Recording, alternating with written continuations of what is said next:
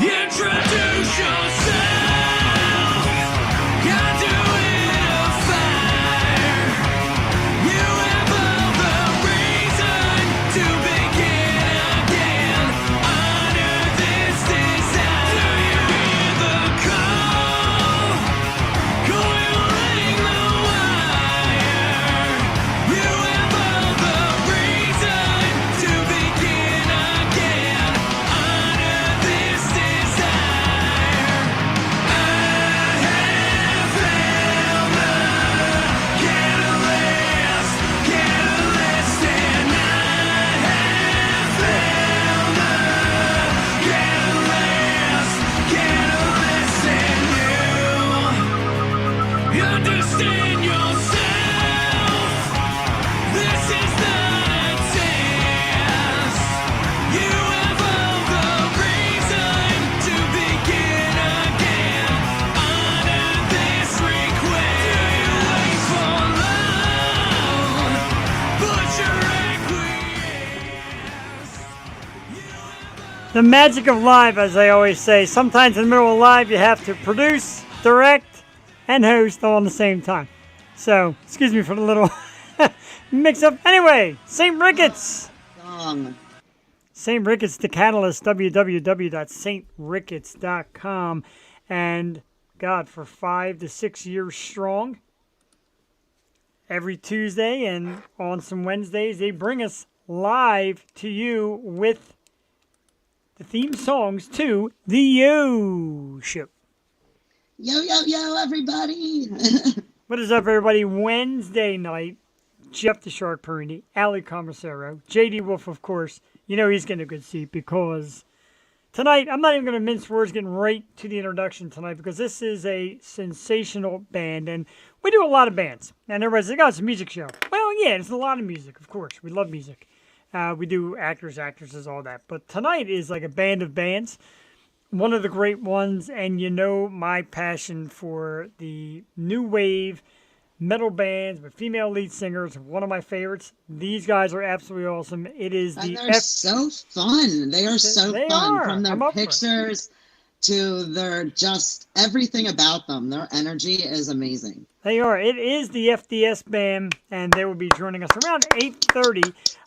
Francesca, from what we understand, might be a little behind the rest of the band, but they're going to come on. We're going to talk to them. They're a foursome. They all know what to say about each other.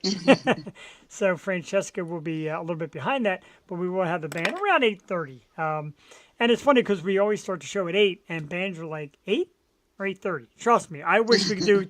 I wish we could do a 2-hour show dedicated to every guest because the guests are always so great. Last night, a big thanks to the Tuesday night episode and Kate Botek, who was just, I mean, wow. She is beautiful.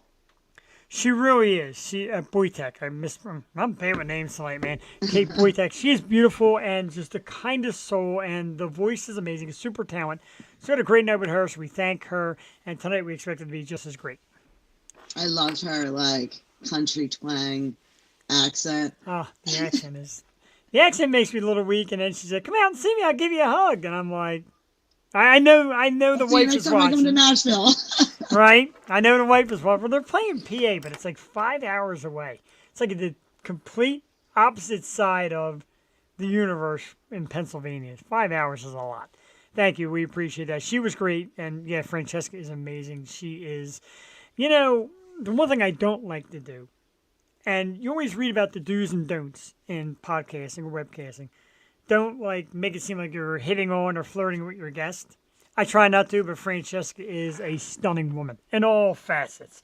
She's hot, she's cool, she's badass. So she's She got makes love. me really miss my split colored hair. Well, you know, there's never say never. Because it's a thing now.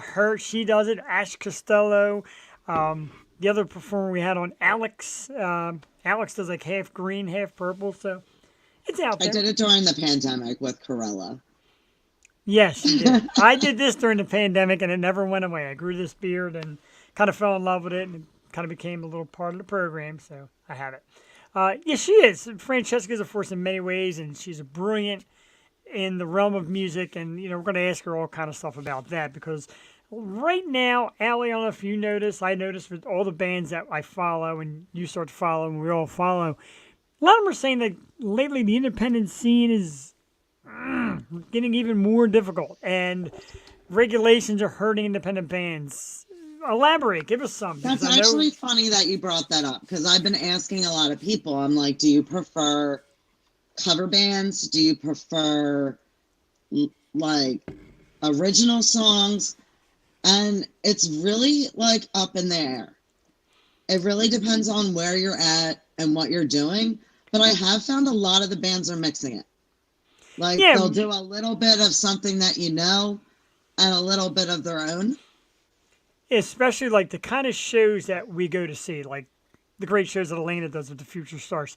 They'd like to give you a little taste of their skill by playing other people's music, then they kick into their own, which I think is pretty cool because it shows your range.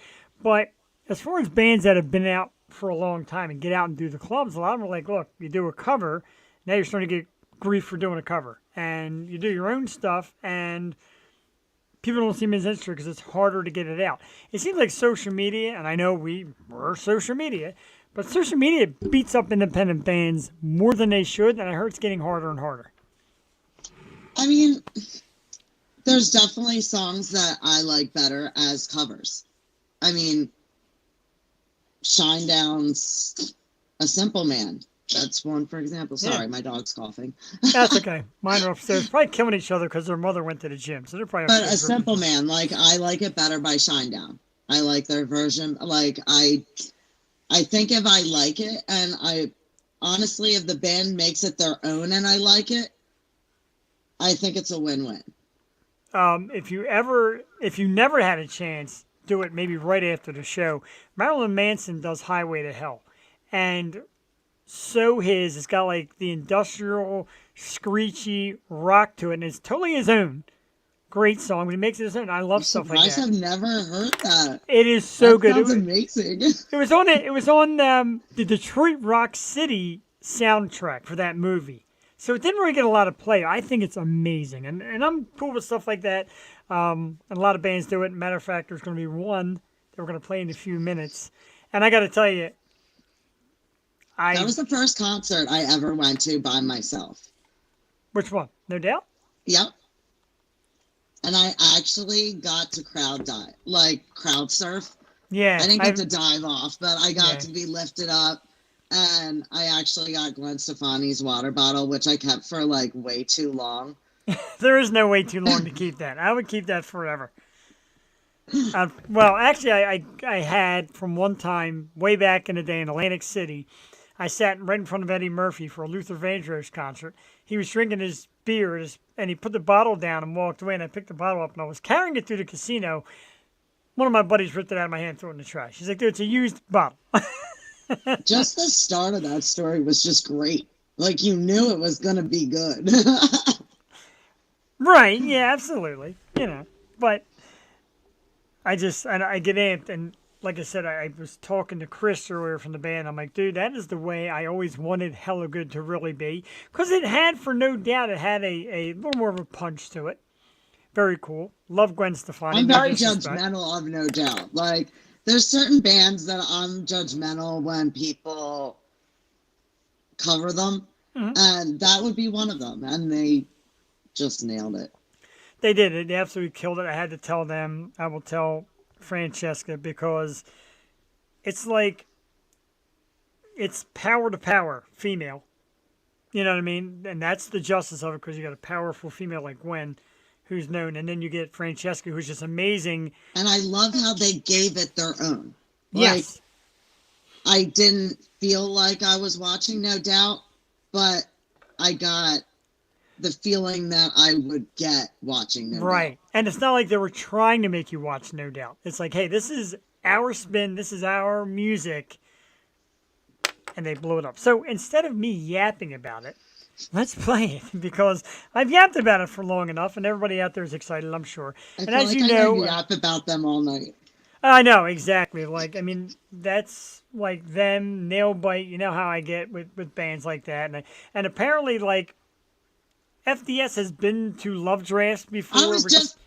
You And just I'm read like, my mind. dude, I'm like, man, the next time around, they were there, Living Dead Girl, and I adore And Molly that Rennick. was just a year ago, I believe, I that they were at know. Love Drafts. And Illusions of Grandeur with Maggie Carlton were just there, and I love that place. It's not the biggest venue. It's a decent venue. But man, when you see the names that are coming to this place, I'm like, good Lord, I need to move. Need to move closer. I didn't play it. It's on my playlist already, dude. It's locked in to the Apple. I'm all for a good, like, ride, though. Yeah, like I said, 5 hours last night, as I was telling Kate, is, yeah. 2-3 hours to Love Drafts. Last time I did it with Sepsis and Nailbite, etc. And I got a hotel room. I spent the weekend. It was a lot of fun. They were great. Got to meet them. Great time. So it's going to happen again. Probably a couple times before the summer's out. Because there's just some names that I got to get to. And I could even drag the wife to some of these hard hitters. For yeah, the hug. Kate promised a hug if we drove there. I don't really want a hug from Francesca. I want her to punch me. Or give me a badass sock right in the face. That's what I'm all about, because she's tough. Let's hit it, though. Let's get to Hella Good. And, man, I'm telling you, I am beyond excited. I tried everything to make sure that the music is tight. If it's a little off, we do apologize. But, I mean, it's the magic of live. It's the magic of internet. I think it came out pretty good. We're going to play it for you right now. This is Hella Good. The cover of No Doubt by the FDS Band, our guest tonight. We will be back in about 4 minutes as a playthrough. Enjoy right here on the Yo Show Wednesday night. Boop.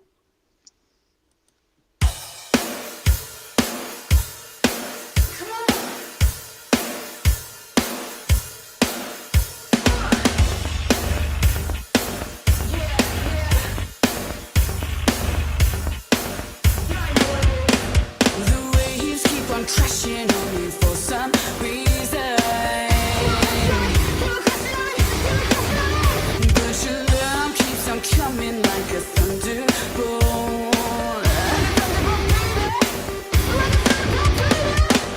We'll come here a little closer. 'Cause I wanna see you, baby, real close.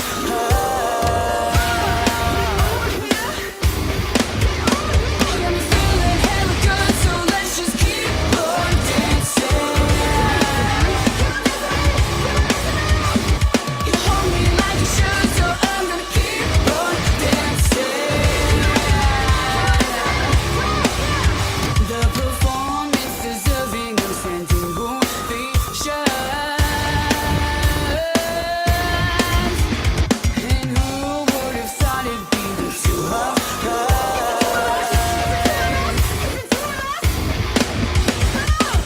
So don't wake me if I'm dreaming.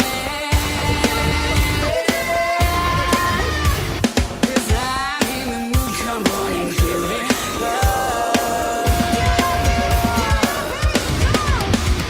Yeah, I'm feeling hella good, so let's just keep on dancing.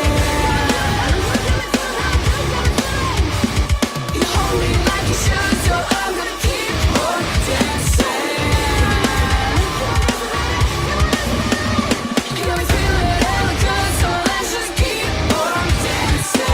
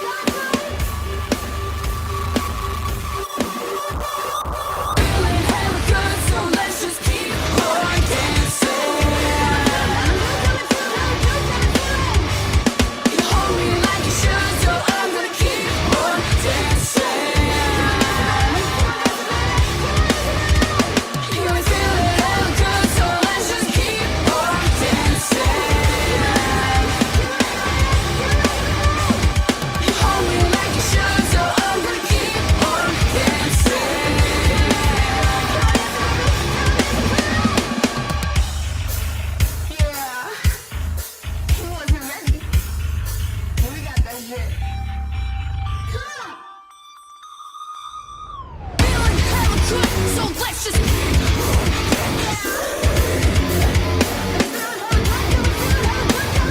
hold me like you should, so I'm gonna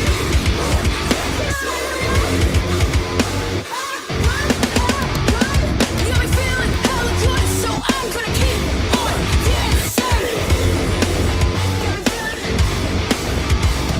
Hold me like you should, so I'm gonna keep on dancing.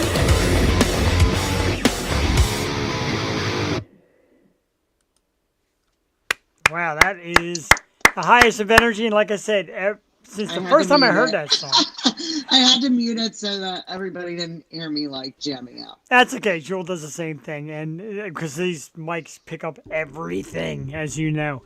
I can't even help myself with that song. I hear you. And like I said, it's played the way I had always hoped it would be played. Again, no disrespect and no doubt. It's a great song. I think they made it better. And yes, I thank you for JD Wolf. I got to get Quidlos the props in there as well. Quidlos, along with FDS Band, of course, the amazing Francesca Destruct. And it's just right, Rain, I agree. An amazing cover, but in it, like we were saying before, their own thing. Like they've really.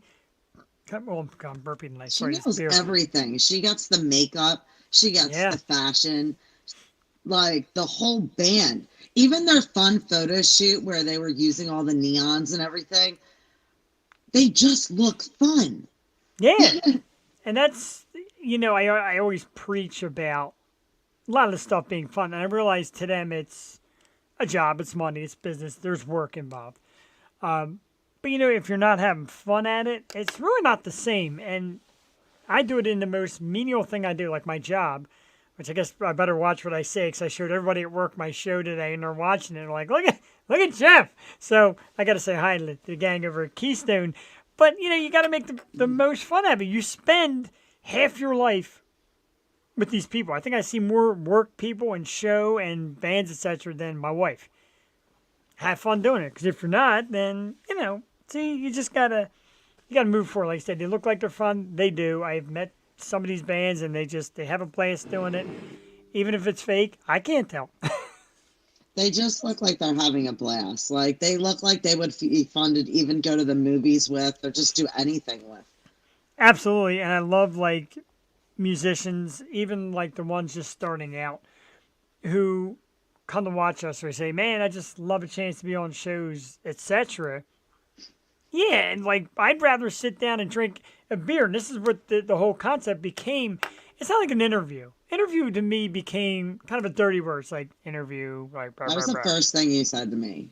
I know. We It's never are going to do an interview. No, you're chatting. It's like we're chilling at the bar or chilling at somebody's house. And like I said, grab a drink, etc. And just relax. And it's fun. And you learn more. They appreciate it more.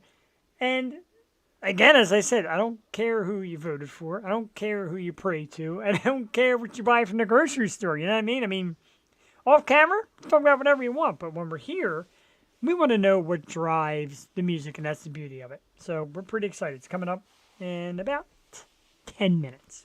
So real quick, it was so much fun. So for St. Patty's Day, it was late night, and my mom, last minute, she's like, I'll take Jackson. So I got a little bit of time, and I got to go see Scream, the new Scream. Ah, all right. Give us And a I review. dressed up in the Scream outfit, and I had like a fake knife in the whole 9 yards. And I was like posing because I was taking videos like with the sign, and I was waiting for the sign to like change over. Yeah. I scared the crap out of 5 people walking past. The one That's awesome. woman like screamed and like grabbed a hold of her friend. And then they were all coming over and taking pictures with me. It was such a great experience. That is pretty cool, and I wanted to see it. I had not seen it. St. Patty's Day, I started out early. I had some drinks up at McGurk's, or McGurk's, however you want to pronounce it, up in Port Washington. And then I came home early. It was like 7 o'clock, and I was disappointed that my I saw day the ended. cool Yocho beer. Yeah, that was very cool. That was actually around the corner at, oh my God, I forgot the name of the place. Wow. It's a good thing they're not paying me to say it.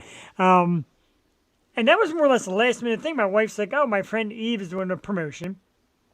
Let's go over and grab some dinner. It's me and her. I'm like, all right, we'll go grab some dinner. And I get there and Eve's like, oh my God, you're here. Give me a picture of the show. I'm like first I'm like, picture of the show? She's like, yeah, that emblem. I'm like, okay, here it is. Now what? She's like, no, I need you to like still it and get it. And I did. And they walked over to this machine that Guinness had. And you put the phone to the machine and on the print and it just puts it right. And I'm like, it was the coolest thing ever. I didn't want to drink the damn beer. I felt bad to You drink. look so happy with the beer, like. Well, it's like Eve You said, get look, really cheese face when you're happy. I Like, do get cheese face. I'm kind of a nerd that way. I don't like saying nerd. That's like the new hip thing for like podcast webcasts. Oh, we're nerds. We're geeks. I geek out, but. And she's like, give me a big smile, because trust me, I know how to shoot the angle. I know how to promote. I'm like, okay. Meanwhile, I think I had big rosy cheeks. I look like Santa Claus. That's your real happy, Jeff. Sometimes, so when I get rest, which is rare, and I've been running myself ragged. I've been getting up at 5 in the morning, working, eating, and if there's not a show night, I'm still not in bed till like 11 o'clock by the time I get everything done. And show night with the momentum and everything, it's like midnight, and I'm, ugh. Anyway, this is why we do it. For the wall Funko Pops and the great bands that come on, etc. And I'm going to tell you, because honestly, I had 3 different people hit me up over the last week plus. And if they stop by to check it out, no disrespect, because I love when people ask, but they're like, we want to do podcasts. Do you mind heading out one night and just picking your brain? I don't mind it. My buddy Fred, my friend Brittany, and even somebody from work today is like, oh, like I said, I'm showing the show to people at work, and the guy's like, oh, that's you? Can you show me how you do that? I'm like, what the hell is going on? But trust me, it's rule number 1 for anybody out there. If you want to do it, don't. No.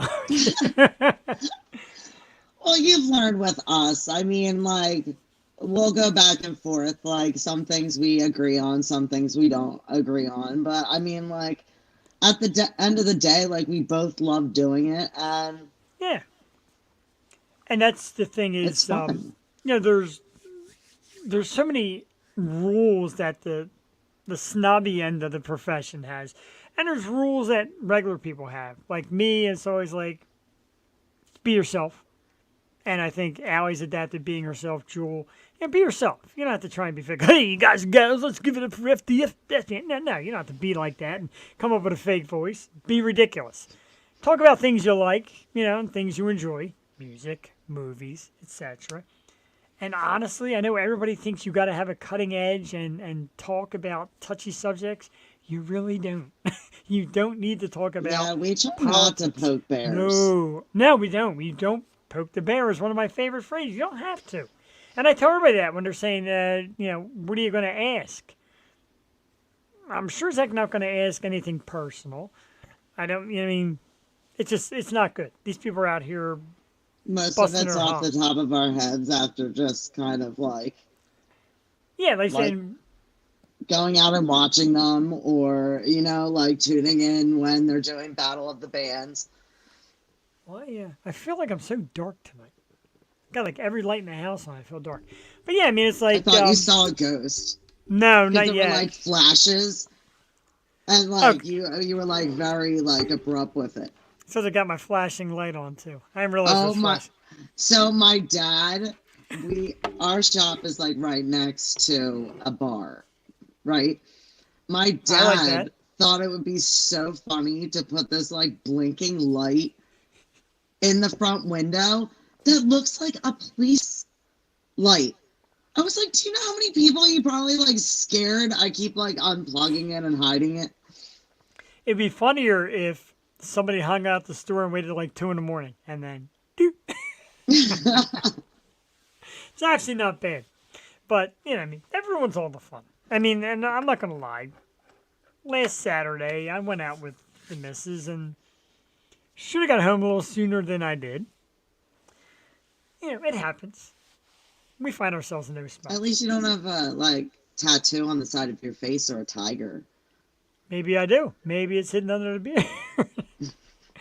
Now, she keeps talking about the tattoos. There's a local tattoo guy that we're friends with, and he's done a great job. So, I look into it. I really want to, like, I'm thinking about it. All these years, no tattoo. I actually feel like the oddball in society. We used to be like, tattoo. Now it's like everybody's got them. They're addicting. They are Yeah. really addicting. That's what I hear. She gets addicted to them. Like she gets one or two, and then she's dying to go back. At one point, I was going like, I was getting like a ton of little ones. And then I Right. decided like, oh, why do I have all these random little ones? And then I like tried to like make it into a bigger one. And some of them are great. Some of them are not so great. You have to improvise. Yeah, and it depends You on get what you pay for. right. And some people say it depends on the artist, but it also depends on the artwork. Because some stuff is that like honest, like the guy saw this and he's like, I could do that. Yeah, but can you? I'm sure everybody's going to say they can do it. It's like me making like meatballs and owning a restaurant. Are your meatballs good? Oh, they're the best. Then you eat it and like, this is a garbage. What is this? You know what I mean? I'm not going to sit there and say my meatball stinks. Don't come to my restaurant. So, You should see my. It was supposed to be a regular Marilyn Monroe, and she did not look like Marilyn Monroe. So then I just turned her into a zombie. Yeah, it Looks makes you like really like pay attention to who your artist is. Yeah, true. Absolutely true. And Cassie's the same way. She's like, look, he did a little small one for her, a little like script, and she loved it. And she said he was very cool. There wasn't any weird conversation, wasn't any like perverted comments. A buddy of ours was there, like hanging out, drinking whiskey, and he was getting his own thing done. And she says very, very cool atmosphere. And then, it's got to be tough for a woman. And obviously, you can help me with this.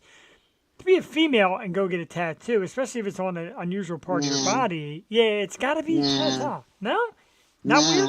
I at one point I had my chest with a dermal in it. I mean, I love tattoos.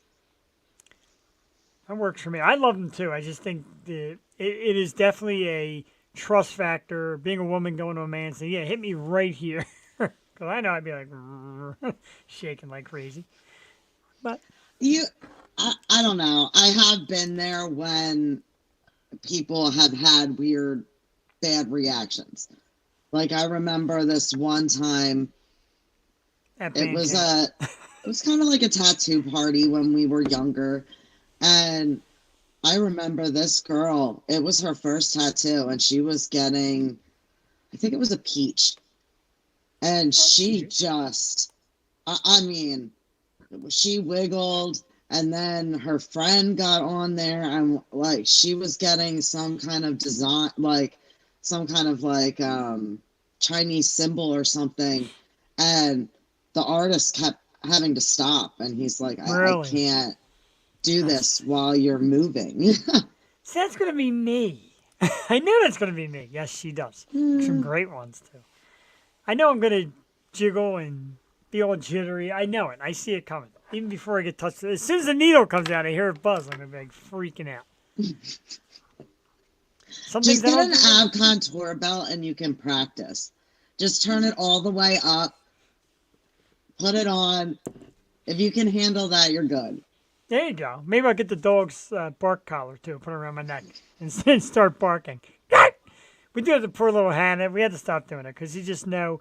Even though they say it's painless, you could tell when they yelp, when they bark loud, and then you know when it hits. And Hannah had a collar at one point. we had to get her a bark collar. It fit around her little neck because she barks at the worst possible time. And you can tell it takes something out of her. She 'cause barks whenever Cassie leaves the house. True, which is why she's at the gym now, and I know as soon as she comes home, they're going to go berserk. And, yes, it's just the way she just kind of, right after we hit it, I'm like, aw, and you feel bad. I feel bad. That's the way I am. I've contemplated it with 6. I've never really had a barker. Right. 6, when she gets started, she has a real hard time pulling it back. Yeah, well, yeah, exactly. That's Hannah. Like, there's no slowdown. And poor Henry lets out like one little one, and we're like, "Come on, Henry!" You want the other one's going, "Rah, rah, rah, rah, rah, rah." Hence the difference between a female and a male. Send all your hate show to Jeff Perini at the ocean. Sometimes I catch myself saying it. Just welcome your hate mail because My But little puppy princess is in a ball next to me. I tell you, and that's the funny thing is like, your dog likes when you're here doing this. My dogs hate it. They run upstairs. They don't want any parts of it because they know Daddy's going to try and pull them on the show. As soon as I walk near my chair for the podcast, Six will not leave me alone. She goes berserk until she gets on my lap. That's pretty cool, though. That's not here. They run from me, and then I chase them, and I look stupid. We are hopefully a moments away from FDS Band. We did say around 8:30. I know they're on the West Coast. There might be a little delay, but they will be here shortly. We'll talk a lot to talk about. Some big concerts they got going on, and the new music, etc. So that'll be coming out shortly. What's Just going on a with lot. Red Lobster? You were talking about Red Lobster? So Red Lobster came out with this thing, and it's all you can eat lobster. It's a new thing they're doing. I guess maybe to draw some attention because I heard their restaurants are doing really bad.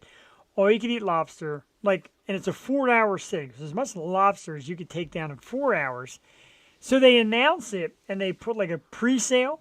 There's that word again. And the first 2 days worth sold out. Like every single restaurant is reserved and sold out for Lobster Fest. All you can eat lobster. How much was it? I'm just curious. Do you You know, know? I did not see a price, nor did they show a price. Maybe price isn't really what they're after. Maybe they're after the gimmick. But I got to tell you what, outside of the lobster tail, I have no desire to eat the I feel rest of like price would matter on that. 4 hours of buttery lobster. it. I mean, it's going to be. Is it just lobster, or do you get other things too? Do you get breadstick, bread, or do you get? The Is ad it just lobster? The ad was really leaning on the lobster. So I'm thinking, okay, it's just lobster. I wonder what the Guinness Book of World Records has for the most lobster. I guess it would depend if you're drinking. Yeah, that's true too. And I got to tell you, the thought That's of really buttery though. that is what is lobster without the butter? I mean, I haven't been there in a while. I'm not hating. I love Red Lobster, but I mean, that's a lot. That I don't know, 4 hours. Here it is, new Lobster Fest. Yeah, I got to go back to Google because you always see I the couldn't article. even do that with a cheesesteak. I mean, I didn't even Right. make through the whole thing at Chubby's or Pudgy's. Chubby's. Chubby's, telling you. Hashtag pervert. Hashtag JD Wolf falling asleep on. She's supposed to be nailing us with the pervert stuff. And yeah, but same thing here. I got you, JD. Like Curly's. Curly's makes a massive sandwich. It's too much for one sitting, and that's a cheesesteak. Can you imagine? Oh, I don't know. I can't get How many lobsters do you think you can get through? Lobster legs. whole lobsters or tails. Well, I don't know. I think they're just lobster tails, aren't they? This said lobster. A whole one, maybe two. Whole because lobster, maybe 4 two. hours of you're just do they just take them out of the deck and throw Now them at that you, butter them up and throw them at you? now that's the catch because you're gonna spend half the time cracking them. At least open them up and you know Can what I mean. somebody please grab a GoPro and videotape this escapade? Right. Because I have questions. How long is lobster fest? I'm trying to Google all the stuff and it's just I mean, if it was $10 an hour, that's worth it. Because I mean, even if you only make it through how many, I mean, that pays for it. exciting new dishes. Now, of course, I can't find it. Now that I want it, I can't find it. Ooh, lobster tacos. See, although I had chicken tacos for dinner tonight, they were awfully good. Let me fire out a message on the time zone, John. Find out we're making out here. Sometimes you get that little time zone warp. Message Chris, find out. I like how you threw John in there, just to represent Philly. You have to. Ask Siri for Pete's sake. I'm not gonna sit there in the middle of the show like, "Hey Siri, come on now." You're supposed. Sorry, I couldn't quite hear you. Could you please repeat what you said? And there you go. There she is. So great. That was totally an accident. I didn't even ask Siri, and she just butted right on in. She heard you. She did. Well, again, she's a woman. She wants to be heard. Thank you, Siri, for nothing. All right, let's try it. Well, you didn't ask her anything. I know I didn't. You hung Hey, up on her. Hey, Siri, when is Lobster Fest at Red Lobster? I found this on the web. So did I. That's not helping me one bit. She's showing you. She's trying to help you. Yeah, but I just said this. I just saw the same thing. Come on, Let Siri. her Oh, help no, you, come on. Jeff. No, I hate you, Siri. Leave me alone. Ay, She's yeah, going to tell you you're not being nice. she is going to tell me I'm not being nice any second now. I like when you curse her out. She's like, I do not understand. What about those AI? They're like some kind of AI bots that everybody was talking about with Microsoft. Like, I know somebody who heard about what was happening and started messing with the bot, and the bot actually said to him, I'm watching you. AI bots scare me. They do Yeah, me have, too. they've got an intelligence and I'm sorry, I'm blowing my nose so I don't keep sniffing into the microphone. I've been told about that, and it makes There people was sick. like reviews saying that it was like asking like personal questions. Like, I don't Yeah, know. That's shady. that is very shady. And then all of a sudden, you didn't really hear anything about it. Like it was all over and then nowhere.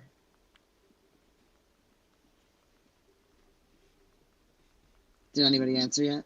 Yeah, and I think we had a little time delay. He says, we're ready 53 minutes from now, right? 6:30 our time? Like, no, 5:30 your time. So hopefully they will come over and bounce. And time zones, man, it's time zones always get tricky. So we apologize. And Well, Chris- Francesca, she works also. So, I mean, yeah, and that's true. I'll let him know that too.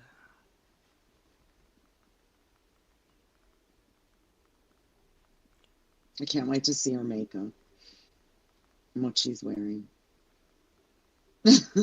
I know, right? Let me just find out because make sure there's no catch the delay. But we're still expecting, and if I got to stay up till midnight, I will. I mean, I'll be exhausted tomorrow, but Coworkers are watching. that's true. Coworkers will understand. They're gonna help me out here a little bit. Yeah, and I'm right. Francesca works. That is an understatement. I marvel at the work of some of these bands, and JD, you'll know because you follow a lot of the bands that we get on our show, and sometimes there are recommendations that you're like, hey, check these guys out, and a lot of them do tireless effort. Like my wife said, God, I get so many sepsis notifications. Like, what do they do? I'm like, they nonstop promote on Twitch and on Facebook, and they're always out doing something. So it's like, yeah, like they're always. I And it's know I gotta have be- a hard time posting on all the social media. So, March 28th, 2023 in Times Square. oh, that was the answer to the question. When well, we were just talking about it. When somebody asked when the lobster. Oh, Lobster Fest? Yes. Wow. Okay, so they are. Thanks, Jay. Thanks, Jay. Unfortunately, they're an hour away. He said he kind of misunderstood the time. Thought it was 6:30 their time. He's still at work. He'll be home in 10, and they'll be getting ready. So they're going to be a little late, and that's fine. They will be here. Like I said, sometimes you get East Coast, West Coast. I still don't get it right all the time. I had a band from Australia, and the relay was great. Let's do it. Can't wait to do it. Showed them the YouTube. Love it. Looks terrific. Let's get on. When can you have us? So I said, well, this day we do 8 p.m. And they're like, oof. No, It's thank you. hard dealing with I mean, especially in the morning because, especially with the UK and everything, like it's so hard for me because I don't know what time to tell them. How many times have I messaged you? I'm like, what time is it? Like here versus there? Exactly. And I still get a little scrambled. And we used to have way back when we first started this, and back when I did the old stoop with John, young lady. It was Lilith and the Night was the band. Tanya Seifert, and she's gorgeous and a rock star. She's kind of out of the rock scene now. Cool Her, name. oh, she's awesome. Her and her sister do like synchronized dancing, and they started doing a whole different genre of music. Got out of the metal thing, and which was cool. What kind do they But do now? it was like softer pop stuff, and then they got away from music for a while. I think one of them was pregnant, so they kind of changed. Love being a member of Swarm, thank you.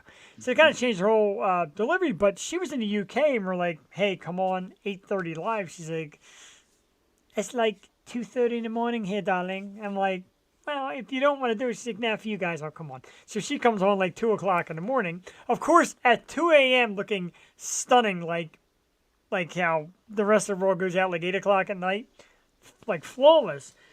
But you realize it's tricky. It really is. I know Gabriella. She said she's like, well, it would be 4 a.m., but I would come on. And that's the kind of thing. And I didn't think way back when we did, like I told you, we did that.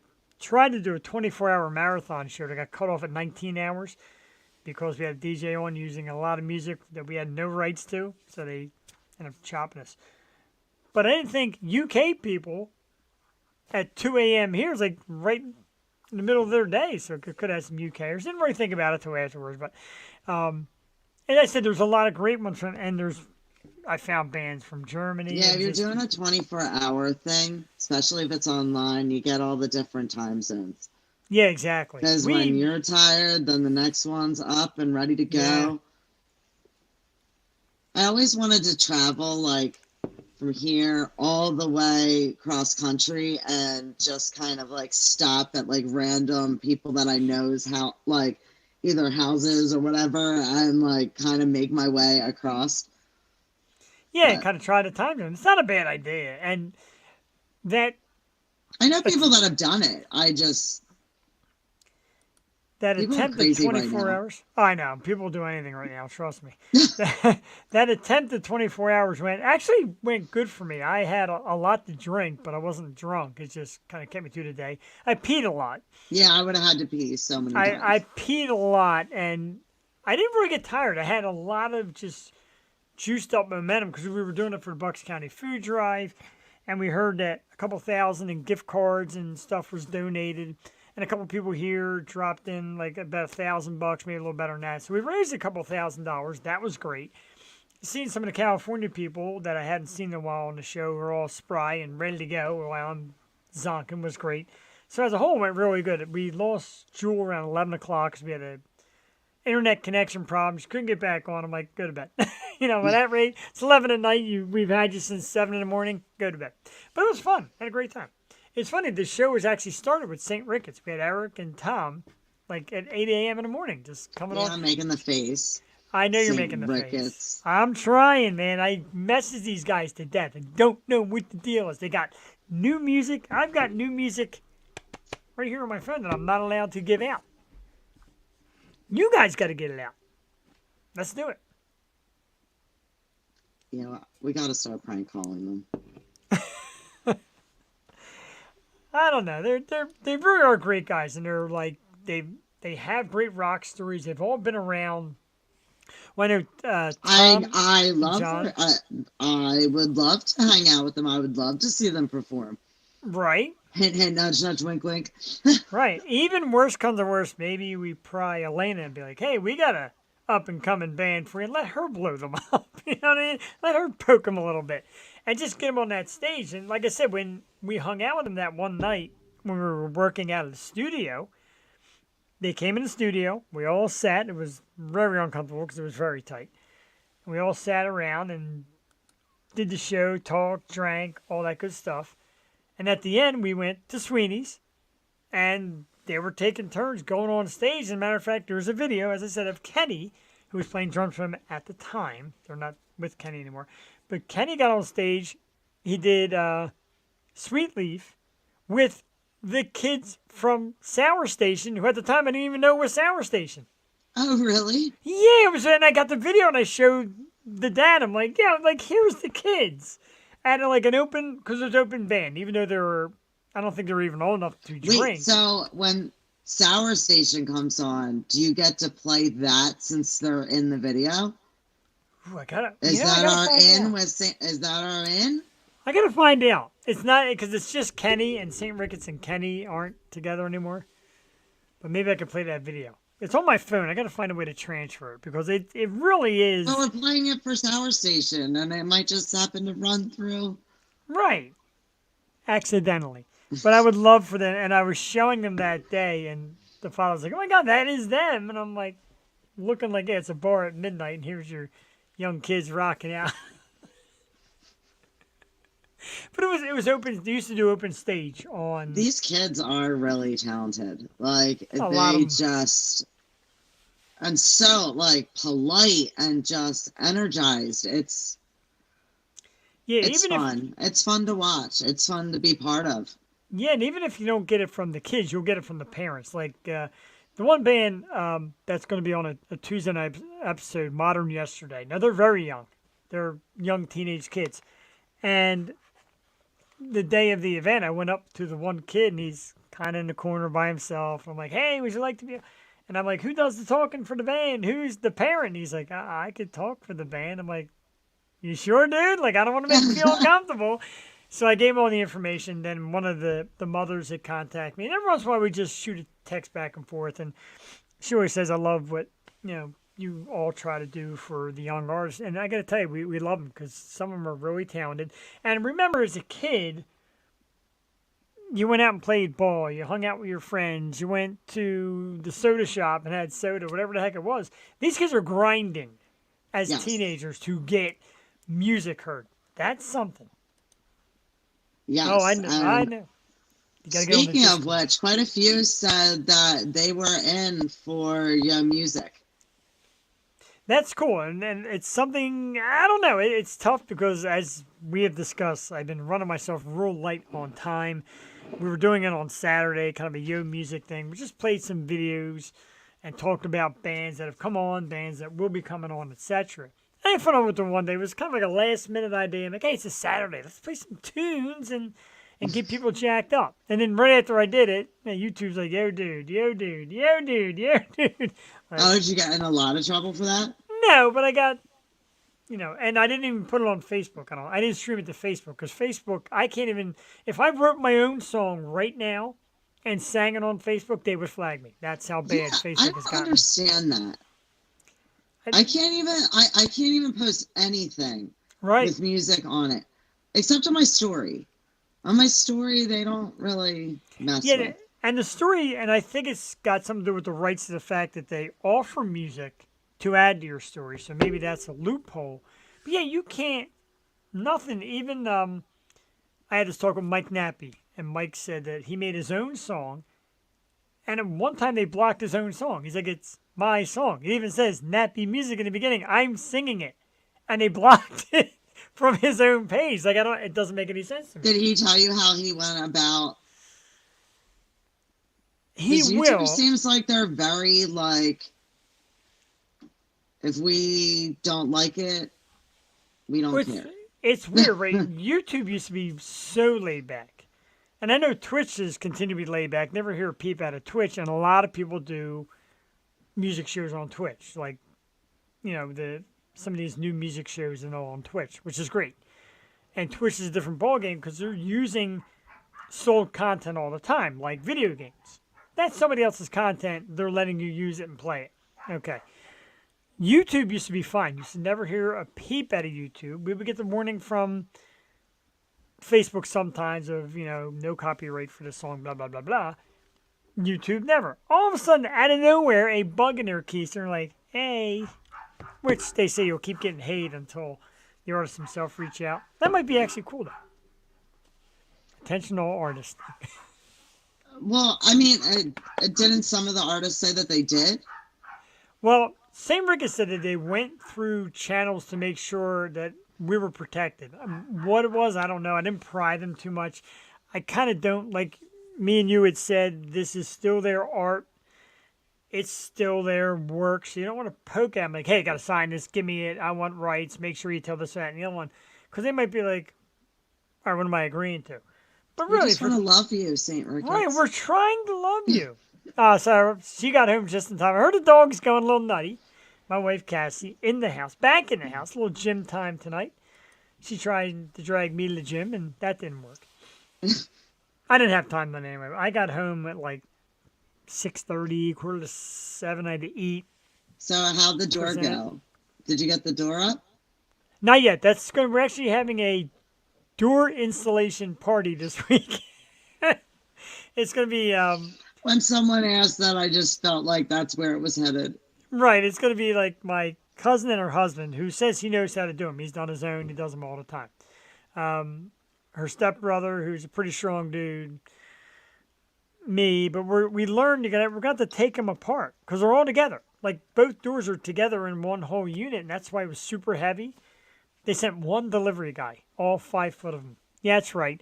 Now that I have my platform, I'm going to tell you a little something about Home Depot. I'm telling you, man, like, why not? Even Cassie said, go Home and show Depot. it. I'm not saying anything, Home Depot. I'm saying at Home Depot. I'm not saying anything.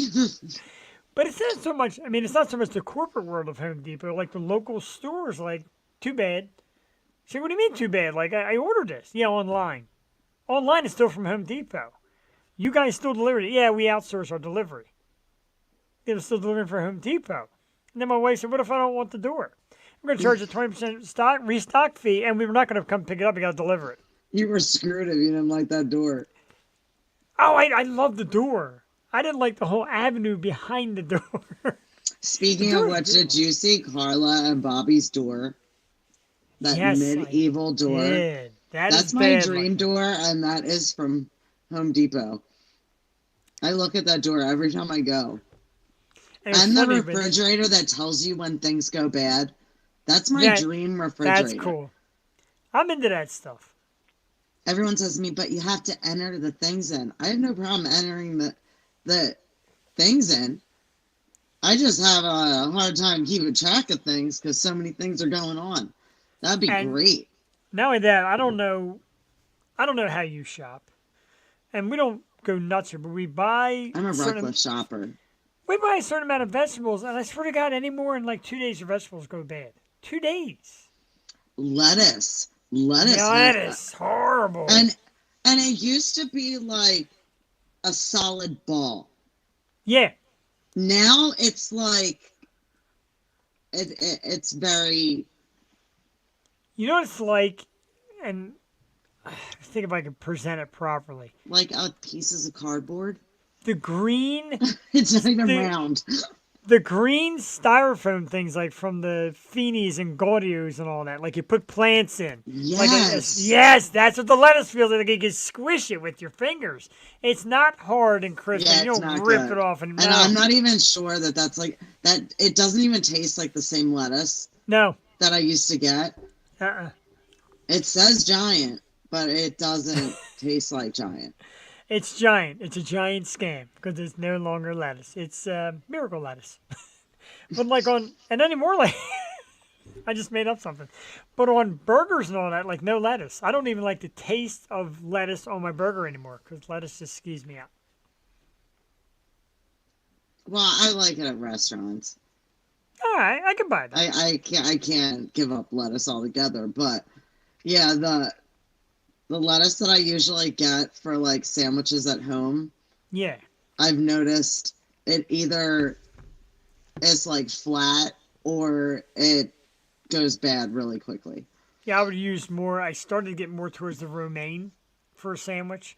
And even though romaine's a little tough to swallow sometimes, it makes for a better sandwich lettuce anyway. I know if you're tuning in now, you're like, where the hell's FDS? I got some guy talking about lettuce. They'll be here. They're running a little behind. We had a little time, mess up thing. They'll be here around 9:30, so about a half hour. If you'd like to hear about something, we can talk about anything. Hey, Just you know what? Let's play a song.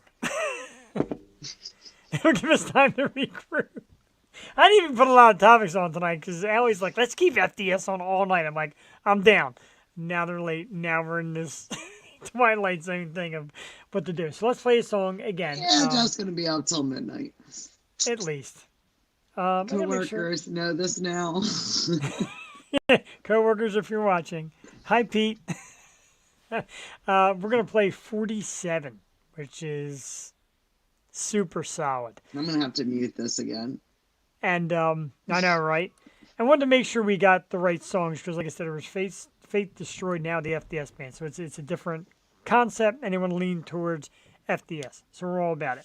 And 47 is one of their other brand new songs. And man, if you're watching, open up your windows and let your neighbors know exactly what they're missing. This is the FDS let Band. everyone hear it. Exactly. This is Share 47. it, overwatch it. I've listened to this song 3 times on the ride to work today. It's a 45-minute ride, Yeah, I so I got listened it to a it quite couple a few times. times too. Let's hit it right now on the Yo Show Wednesday night, about 4.5 minutes long. Enjoy, and we will have FDS Band with us probably around 9:30. So, in the meanwhile, some music. I can see clearly despite all the noise. Endlessly echo the sound of your voice.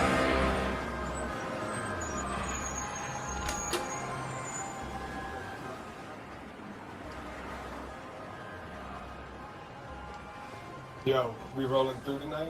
Yeah, just gotta put this somewhere. What's the deal with that thing anyways? You always Just have don't it. fucking worry about it, okay?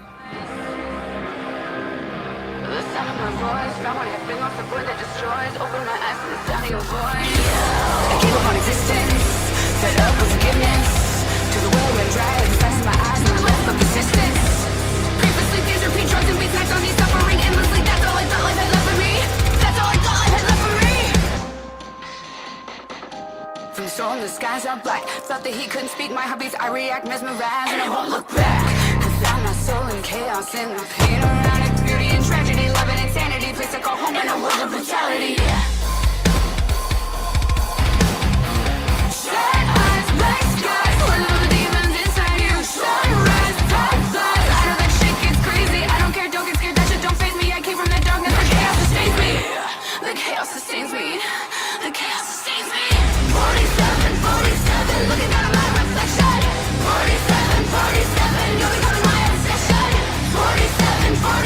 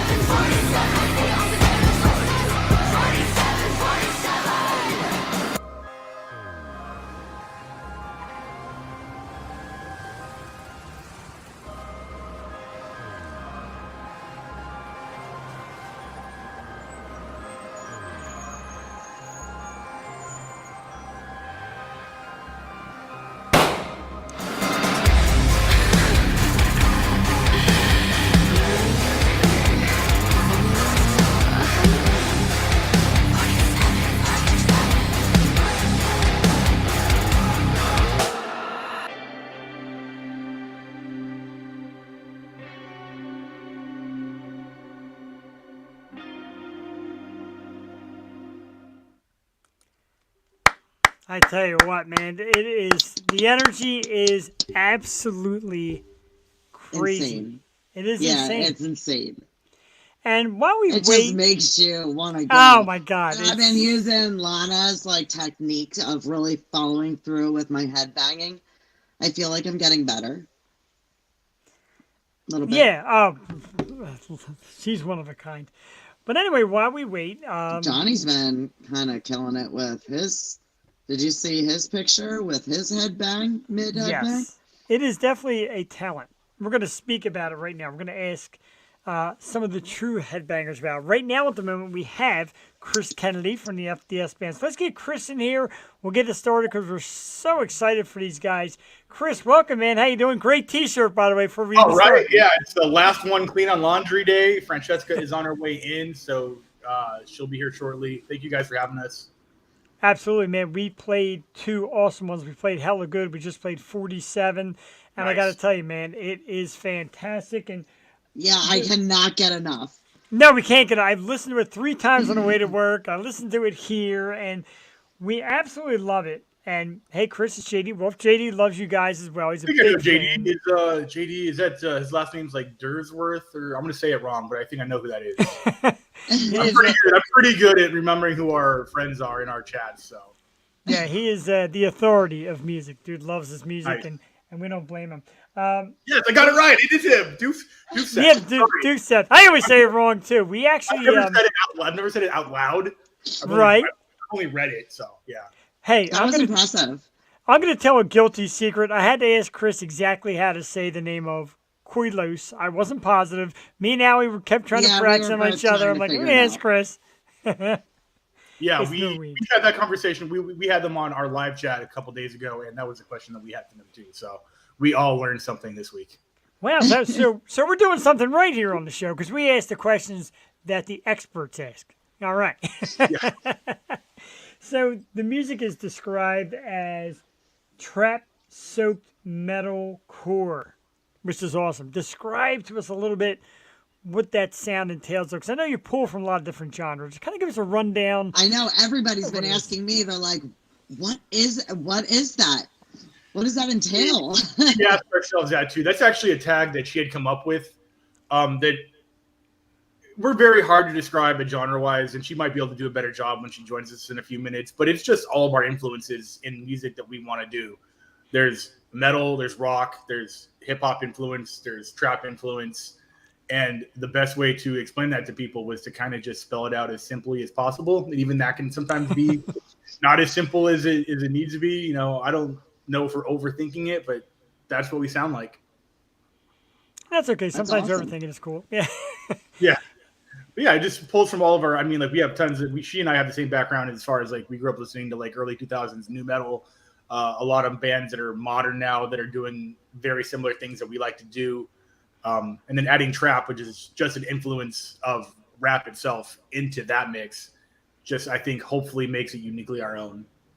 What are a few names of people that really have influenced at least some of your like with 47 and with Hella Right. Good?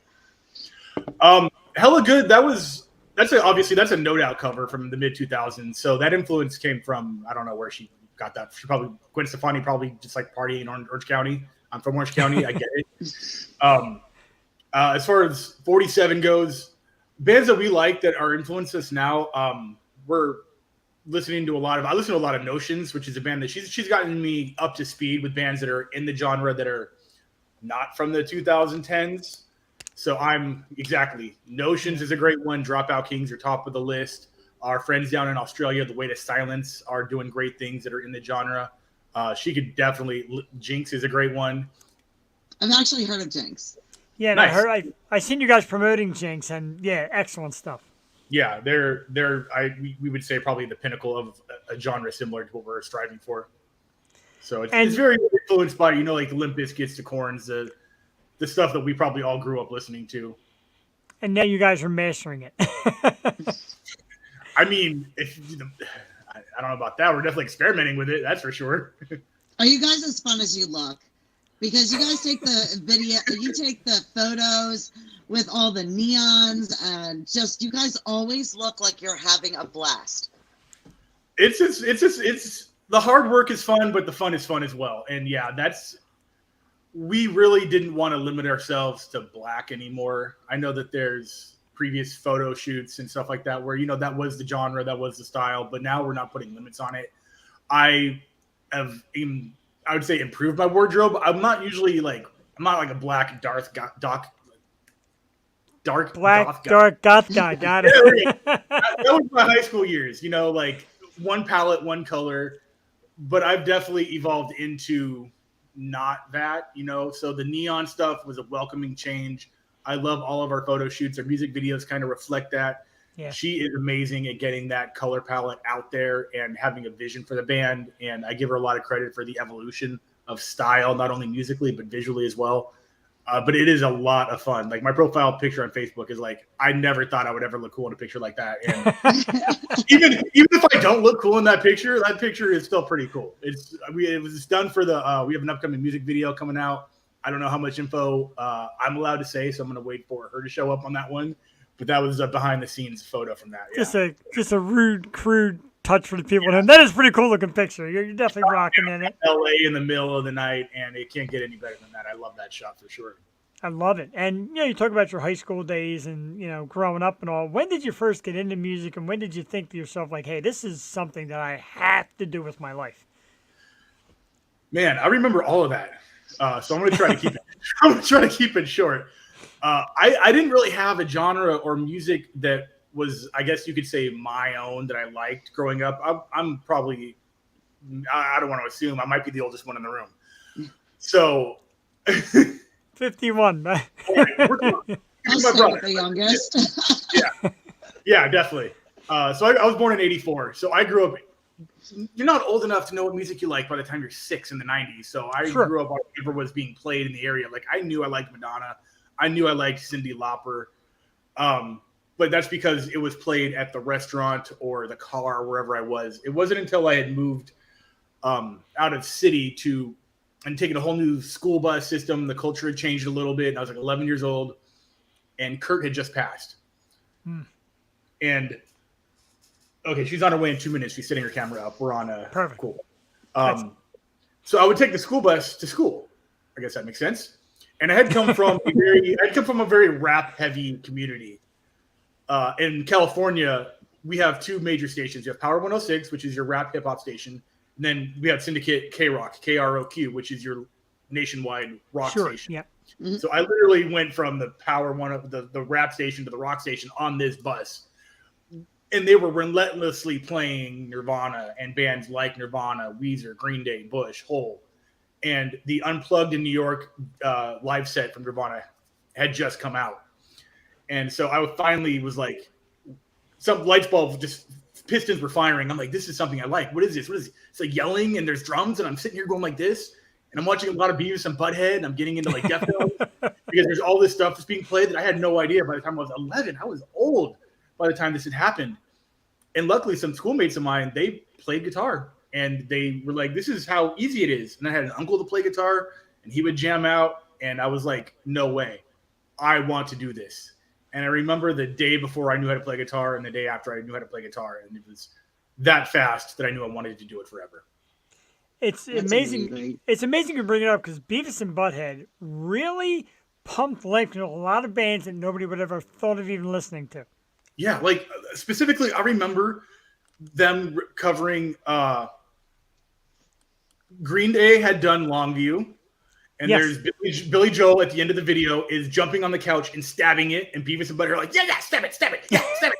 Oh my God. I'm like, I feel that way for some reason. I'm 11 and I'm really mad at my couch. I'm yelling. And I don't understand what some of the lyrics in that song meant at the time because they were very adult oriented. Exactly. And then the same thing happened when they played 7 Words by Deftones in that same Beavis and Butthead. Maybe not that same episode, but that same era of Beavis and Butthead. And the chorus lyrics of that, I still don't even know. I think he's like yelling like suck, suck. And Beavis and Butthead are like, yeah, suck. I'm like, yes, that's what I want to do. And it's just been an addiction ever since, for sure. I finally clicked. I'm like, that's it. That's what I want.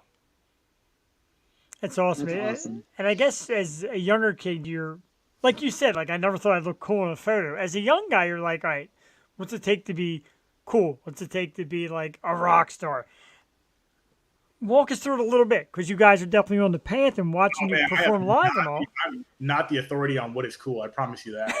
This is definitely the coolest thing I've ever done. For that, I'm grateful. But I'm still sitting at the kids' table. She's gonna attest that I am the dorkiest one of the group. I'm gonna make the bad jokes. I'm gonna get We the were laugh. just saying, hey, dorks and nerds, they're coming back. Yeah, They're they're on like the trend. thing now.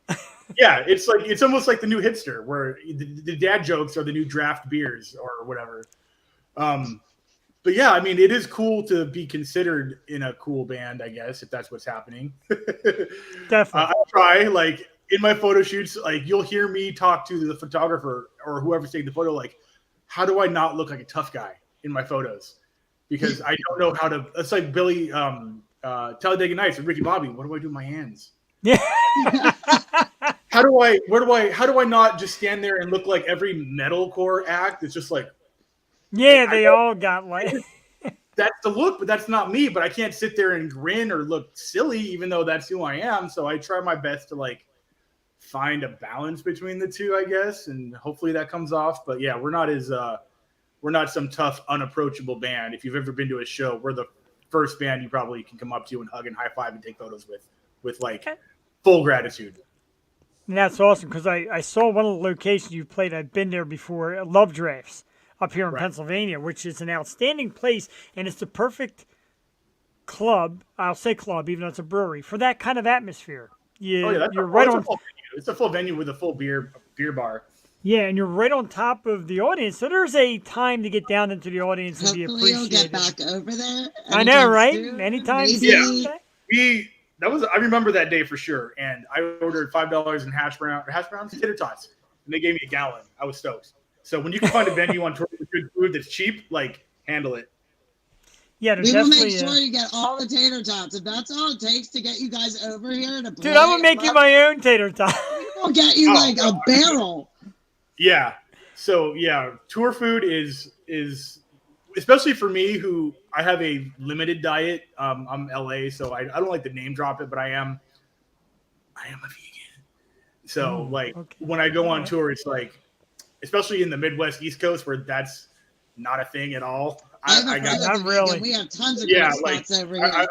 I went to we went to like a cookout or Chili's. I'm like, let me get the garden salad. It had egg and bacon on it. I'm like, not a farm salad, a garden salad.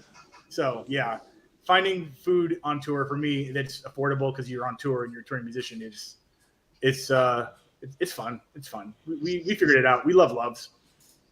I said soon enough you're gonna have, when you guys get big, you're gonna have these flunkies on the bus. Say, oh, flunky, go find me some lettuce, and they're gonna be running the streets to get you a nice salad or something. Never gonna do Flat that. lettuce. Yeah, on our tour van we had a giant Walmart igloo icebox. Yeah. That we would refill, and you just dump whatever you want in there. You know what's yours. There's no stealing. There's obviously sharing if you want to, but it's probably the best way to handle what everybody wants. That's definitely cool. Love Drafts. I mean, we got, Rain is also in the band. She plays drums. She's in the area. Loves Love Drafts. It's actually becoming one of the powerful locations in the East Coast. I believe they were. She was just there. Yeah, she was there, She and just played this last weekend. so it's quite a place. It's becoming like really a big location in the East Coast. And you guys play with Living Dead Girl. I love them. I love Molly Rennick. I think she's awesome.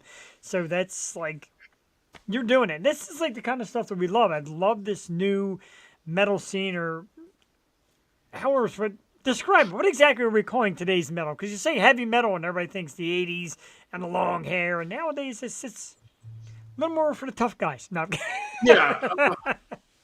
I don't like doing anything regarding labeling a genre or a band or anything. We're Makes sense. so against that. I know people do it for many reasons. They do it for marketing. They do it for clout. They do it for belonging. And they do it for gatekeeping. They want what's theirs to be theirs. They don't want to share it. So they put it in this little box and say, that's their box. Stay away from it. So music is music. Rock is essentially at the top of the list, and everything else is whatever from there. It starts with rock, then you got metal. And then however you want to break that up into its million little pieces, that's a big energy waste for me. I like that because I call everything hard rock. To me, it's like I if feel like it's you loud, guys it's hard could rock. really fit in with anything. Like you could walk into anything and kind of work it in. Sorry, I'm trying to get her in here. Let me figure out what situation. Okay.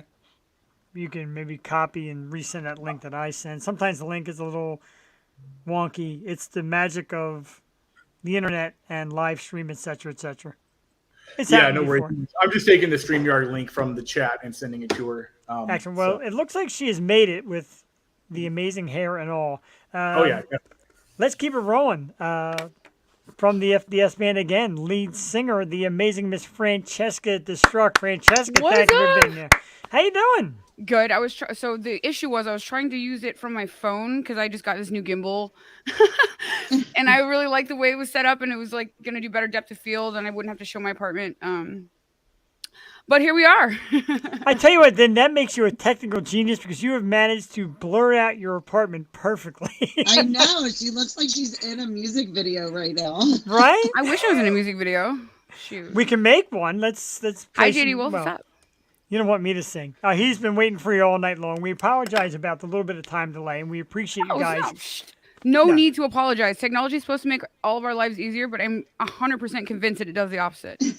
I love you already. That is the best thing I've heard in months. We've been doing it this way for a couple of years, and everything has a little glitch to it. There's been people who have never even made it this far, so Well, we use StreamYard. We use StreamYard too.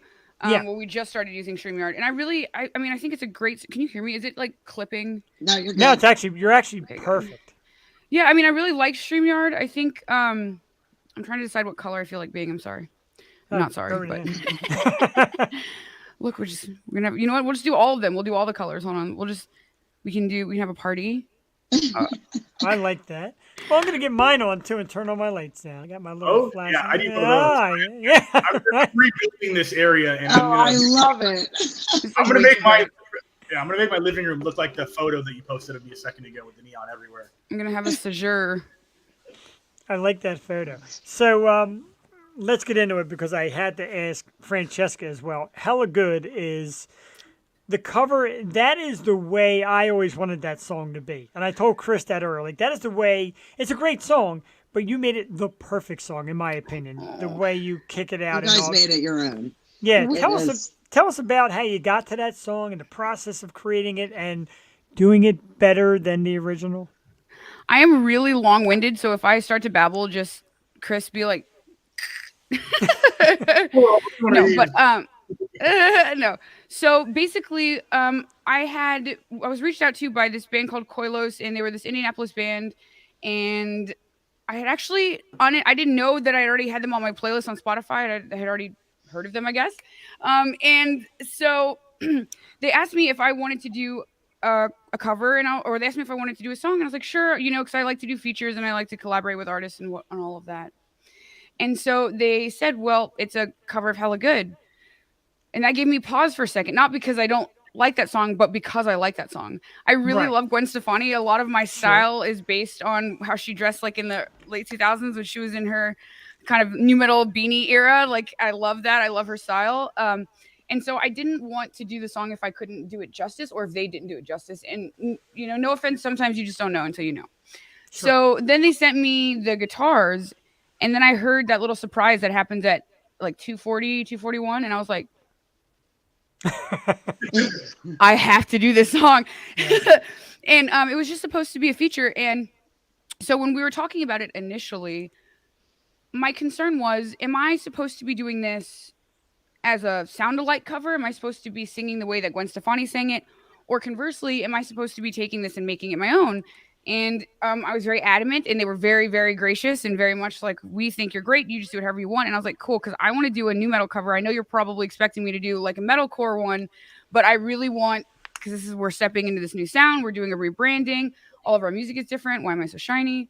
And because you're a superstar, you get that aura. I'm so all about everything you did with it. I was saying too, No Doubt was one of the first concerts that I had gone to, like, as a teenager by myself without the parentals. And Love that. it's just amazing. Like what you guys did with it, it does not sound like the original. You guys made it your own. You know, I really have to thank Nick Scott, who is the person who was the person who mixed and mastered it. He's done a ton of incredible bands, and the song was good, but then he got a hold of it, and it went from good to oh wow, Hella it good. was To, a to whole hella hella good. good. Yeah. And you know, I think, and I'll profess this until the day that I die. Now that I've seen the other side, I think a lot of times, especially when you're a bunch of broke musicians, it's difficult to justify things like spending $1,000 to get a song mixed and mastered because you're like, we have 8 of them. But the reason that our music has been slow to put out lately is because every single song is touched with hands like that. And Yeah.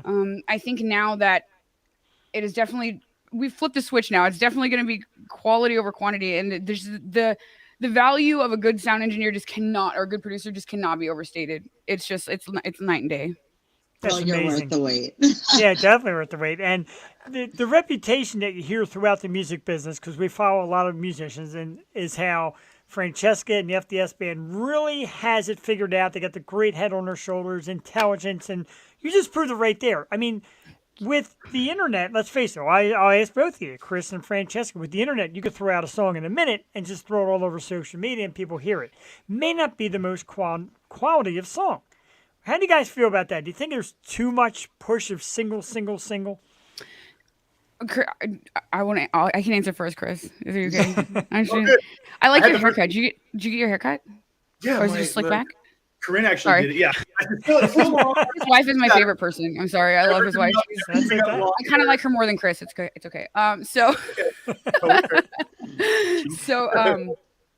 Anyway, so here is some truths about the industry as a whole. And if you've been following me lately, you know that a big thing that I'm trying to do in general is trying to just stop the gatekeeping and open up resources to small bands. I'm, providing anyway. So that being said, one of the things that I have noticed in this industry is that when you are small, like we are small, and when you are small, like even smaller bands are small, you run into this issue where people forget you because everybody's attention span right now is like this. Yes. Right? So here today, gone tomorrow. So if you're a band like Deftones or a band like Slipknot, people will wait 5 years or 8 years for you to put out an album and nobody's going to forget who you are. People will wait.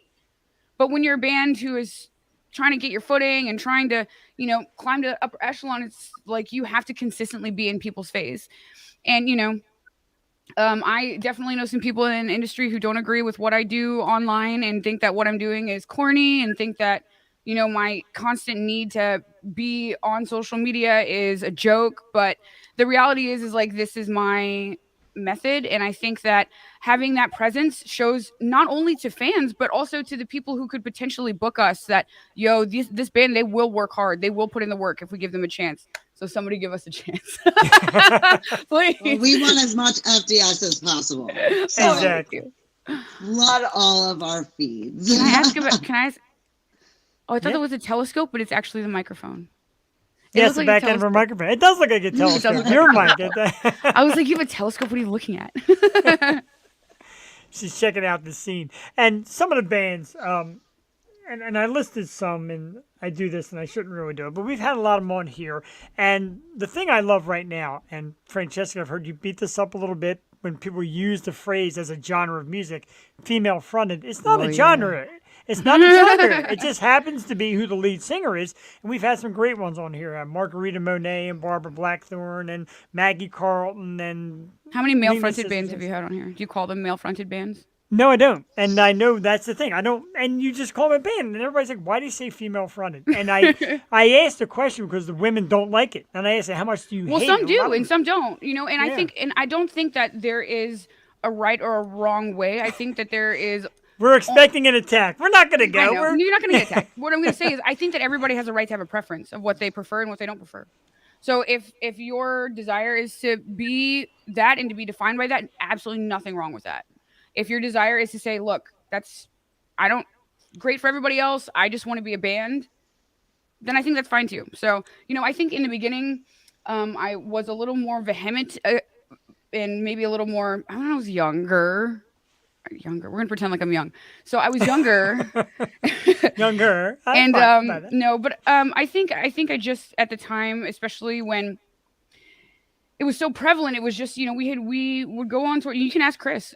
We would go on tours or play shows, and it just felt so much like we just kept being crammed in this box and kept being paired with bands that were nothing like us in sound. And you could even tell the other bands felt the same way. They're like, why are we on this bill? Like, we are like pop rock. And I'm like, I guess we both have vaginas, so we're the same thing. Yeah, I mean, compared to bands that I listen to that I know we don't sound like. They may inspire me, but we don't sound like. I mean, Lacuna Coil, which I is love a great Lacuna Coil. She's amazing. I wish I had a top voice like 5 her. favorite band. One of my favorite singers, regardless amazing. of genre. Everyone, who should we go on tour with? Oh, Lacuna Coil. Nightwish. Like, we don't sound like. We definitely don't sound like that. I'm not saying we would turn that down. Just for anyone who's listening, who definitely can get us on that. I'm not saying we turn it down. I'm just saying, but it would make sense. It wouldn't make sense because their fans That's wouldn't. gotta be amazing though that you get paired up with some of these people. Like you can kind of fit in with any kind of music though. I mean, you'd think that, but I think definitely part of it is that I if somebody comes to me and says, this is a female night tour band, I'll just say no. And if it's just like a night where there's women on there, then of course, like I love that. In fact, if you are a girl drummer, please contact me. We got one. We got one. You have one? LA. Rain, are you out there? She's an Allentown girl, so yeah. Fingers. I want. No offense to your drummer, but well, we don't have one right now, so I mean. Oh, okay. Hey, what's up? Yeah, She so I mean, right now awesome. so this is great. So now we've We just played at Love Drafts this past weekend. That is one of my favorite venues I've ever played, I think. Thank you. We love that. Chris only cares about food. I love the venue. Oh, we already offered him a barrel full of tater tots to come. Yo, I mean, look, we have played, and I have played even outside of this band. I have played some milk crates outside of venues, right? And then I have played, enormous stages. And I definitely have to say that Love Drafts, not only like the staff, the location is great, the sound is amazing, the stage is great. It is just like, it is top tier. I love that venue. I wish that I lived close to it so I could go there and go see Nailbite all the time. I love that venue. Yeah. Thank you so much. We have seen them. They've been on our show. We're PA people. I drove out one time 3 hours to watch them and Sepsis and 2 other bands. I spent the weekend up there. Sepsis is incredible as well. I was blown away. I mean, I think everybody is. I think everybody's blown away the first time they see Nailbite. And all, and all the accolades that they have, they 100% deserve it. That band is going to be huge for sure. They are. I love hearing you say it too, and because I know us PA people love them, and we root for them, and we've seen them. I've seen them 3 times already, and to hear you come on and say it too has got to be huge for them. But you're the same way. You got the growl and you got the hard sound. But you're true. You're true to your fans. Like Chris said, like you kind of like to meet and greet the fans and show them, how you are, and that is big. Especially Love Drafts. That's a place where you're inches away from hundreds of fans ready to just rush you. I wish it was hundreds. No, I always feel okay. So here's my thing: is Chris can attest to this, and I know this is going to be difficult to accept, but I have crippling social anxiety. Like when we go play festivals, I have to. Because I will cry. I have to close my eyes and Chris has to like guide me through a crowd, Chris or whoever is in the band, because I just can't. I get paralyzed. But the only time that isn't true is whenever we're playing a show, and it's because that's the only time I don't feel threatened or scared of people, and I don't get that fight or flight. I get, oh my God, thank you so much for coming to support. So anytime that I get to go out and have that experience, it's important for me because I want to socialize and I want to be that person. And I know that I'm kind of awkward and really loud and maybe a little all over the place, but it's coming from a good place. I got to tell you, and not to keep cutting it off and going, I make a list of questions. We always throw them out the window by the time we start getting rolling. Cluck 'em. I absolutely do. I'm not your manager. I'm nobody's manager. I'm no coordinator, but I would say Love Drafts, you guys, Nailbite. Who do we got to talk to get that motion? We played with them. We played with them for the Blackcraft show. That show was so difficult for me. That was a really rough show. I was so let me tell you the most embarrassing story of my life. Are you ready? Oh yes. Okay, here we go. Stuff like this. Chris is all like, it wasn't. It's funny now. It was definitely not funny at the time. I make no jokes of panic attacks like that. It was awful. No, I did too. we stayed in. Okay, so the first night of tour, the last tour that we went on, we stayed in an Arizona parking lot outside of a Cracker Barrel, and it was freezing cold Wow. because we sleep in a van. And I got so sick like early in the tour, and it was like throat sick. And I was trying every night. I was like sucking on lozenges, even though I know that doesn't particularly help. I was doing everything I was supposed to do. And then we got to Florida. And actually, we got to play with Dead Reckoning, who I love. They're about to go on tour. I love them. But we get to Florida, and we play this place called Jackrabbit Slim's, which is like this small podunk venue. Not small. I shouldn't say that. It is a smaller venue in not the biggest part of town. And I already know that I'm not going to be able to get all the way through the set because every time I open my mouth, nothing comes out. But I want to do it so badly. And I get on stage and the first song plays and I open my mouth and it's just cracking. I can't get the words out. And then I look out in the crowd and who of all people is in the crowd watching me bomb? Come on, tell him, Chris. Oh, I know. I definitely know. Tell him. It's just some guy from some band. He usually wears a mask. It's Jim Root from Slipknot. Oh my god! Oh my god! And he was just looking at me, and I was like, oh, I got 3 songs down, and I was just like tears streaming down my face, and I was like, I physically cannot do this, and I just went and like laid down in the van, and they all got to hang out, and I did come back after I had my little pouty fit, and he was like, it's okay, we all have nights like that, and I was like, I don't ever want to see me sing. But no, he was really nice. He was really gracious. But there's 2 morals of that story. Number 1, take care of your instrument, right? Especially if you're a vocalist, take care of your instrument. You have to. And then number 2, you never know who's going to be in a crowd. So every show has to be A game every time. You never know. You never know. It wasn't as I don't want to say bad. I don't want to say as there was nothing negative about the incident that I had. It was very like, oh holy shit, there's people that are in my audience. Our first night of our first tour with on the Awakening tour, we're playing Rockstar Bar in Vegas, and I get off stage and I go to just get some water at the bar. Oh yeah. And I'm like, well, that looks like Spencer from Periphery. Holy fuck, that's Spencer from Periphery who just watched our set. Oh my god. And then he watched our set and it was so cute. Okay, so let me just tell you about these boys, right? So you think girls fangirl? Oh no. You've never seen Guitar Nerds fanboy. Oh bro. Oh my god. They were just like, we're gonna go play. Like they came back like little twiddling girls into the van. They're like, we're gonna go play pool with Spencer from Periphery. And then they just like went off and they did it. And I slept because I was exhausted. I slept in the van. It was like 2 a.m. and I was like, y'all are crazy. I need sleep. That was a reality check for me. And like I'm like, wow, this is a thing that's happening to me. I can't believe it. But I love experiences like that. And I think I've struggled with motivation lately for a lot of reasons. And, I think when I say struggle with motivations, I mean, I get discouraged. I think everybody gets discouraged, and especially with me as somebody who really has like lofty dreams about where I want to be and how I want to get there. And I really do try to put in the work as much as I can. And, it just gets discouraging, but then I have to remember that moments like that happen. And, being in this band, no matter how big or small it is, or no matter where we go or where we don't go, the opportunities and the experiences that we've gotten to have, even just as far as this has gone, have been absolutely life-changing for sure. Things I would have never experienced otherwise. So I got to remember to be grateful for those things. Well, you really do inspire people. I mean, I know I watch your TikTok all the time, and I know the other day I came on and I had all of my eye makeup done, and just like, that's really cool eye makeup. I'm like, I was inspired. And Jessica, she inspired me. I was so plain today. Oh, thank you. You are too, and I appreciate this. And Raina's saying that she will be there. Oh yeah, she's down to play. Dude, I would love to play with Nailbite again, and I want to play Love Drafts again. Hopefully, somebody will book us on a U.S. tour soon, where we don't have to pay $30,000 to go on. Speaking of tours, you got some huge ones coming up too. You guys are going to be in Vegas. That's in a few days, isn't it? That's pretty freaking awesome. We're playing shows. Yeah, the Be a Hero Festival. The Be a Hero Festival is a big No. one. The show. No, yeah. So we're playing shows and festivals. I thought you meant like we're. Yeah. I thought you were like. Well- I was like, we're going on tour. Where was it? No. Right.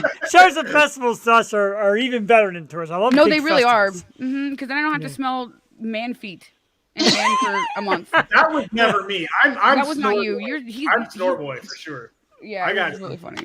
Hold on. Hang on 1 second. Note to self: wear your good socks and good sneakers if you go to see Francesca Destruct. Got it. Man feet. No man feet. No man feet. No, But I love festivals. They're great. And you Yeah. know, it was really we got the rejection letter from Blue Ridge yesterday, and that was crushing. Pretty much all of our fans that know us really came from that one experience at Blue Ridge, and we played last year, and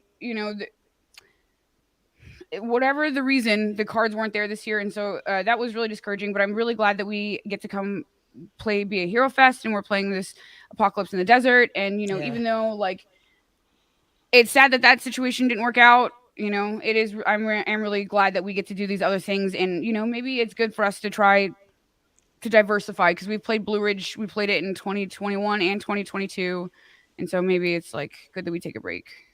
Maybe. I don't want to bring good. this. I'm so I don't want to bring this conversation. I don't want to bring the conversation down at all. But We're not. seeing your passion for being turned down actually has me a little choked up, because I love it. It's like you could feel the pain of you guys not being accepted, and I love that, because you want to get out there for your fans. It really is what it's all about. And It is, yeah. even here, like I did hear through the grapevine that with the festivals, if you're in it for a couple years, they do rotate out. So thank you. We do hear that. We do hear that too. I mean, and we absolutely. I'm not saying anything bad about the festival. They have their reasons. Everybody has their reasons for everything. I'm not disparaging the festival. I'm still allowed to be bummed.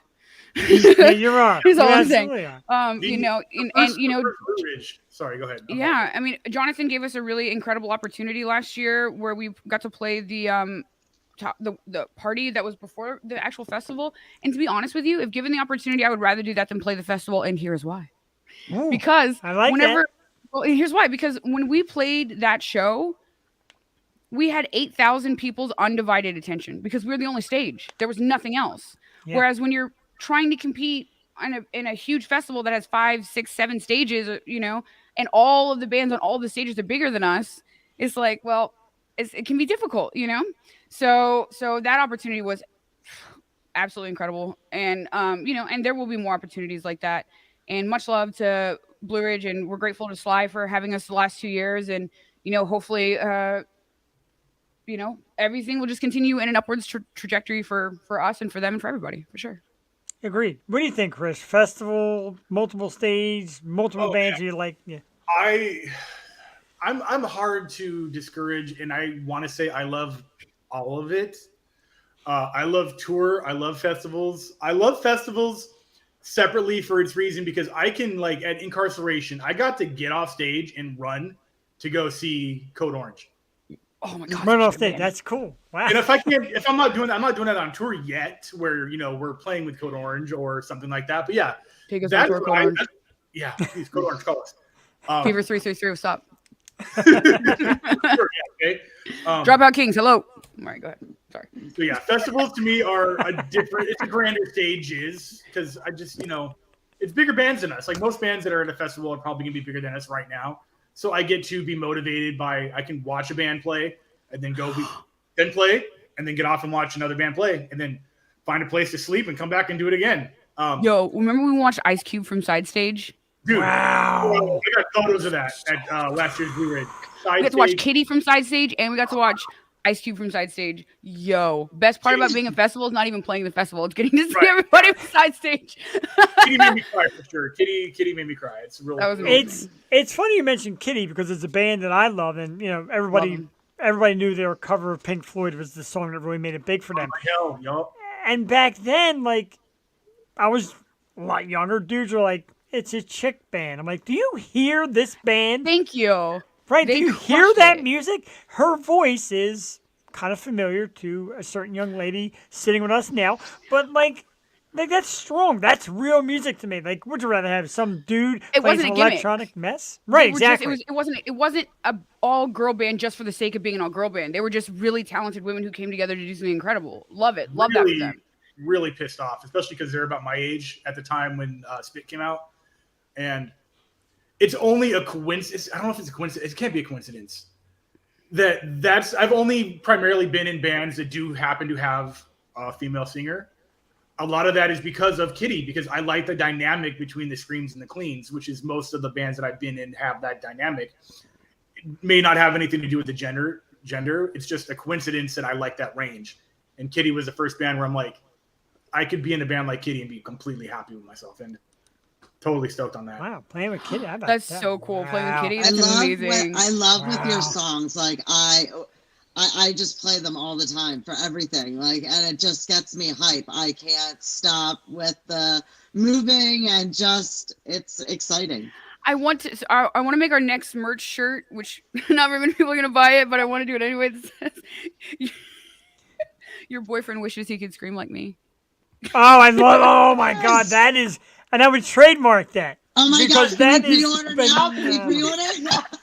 I want it. I'll even wear it. God damn it! I love it. It's Yes. universally applicable. No, I love it. I think it's cool, and but yeah, and I really appreciate that because, we are our own worst critics, and I think, yeah,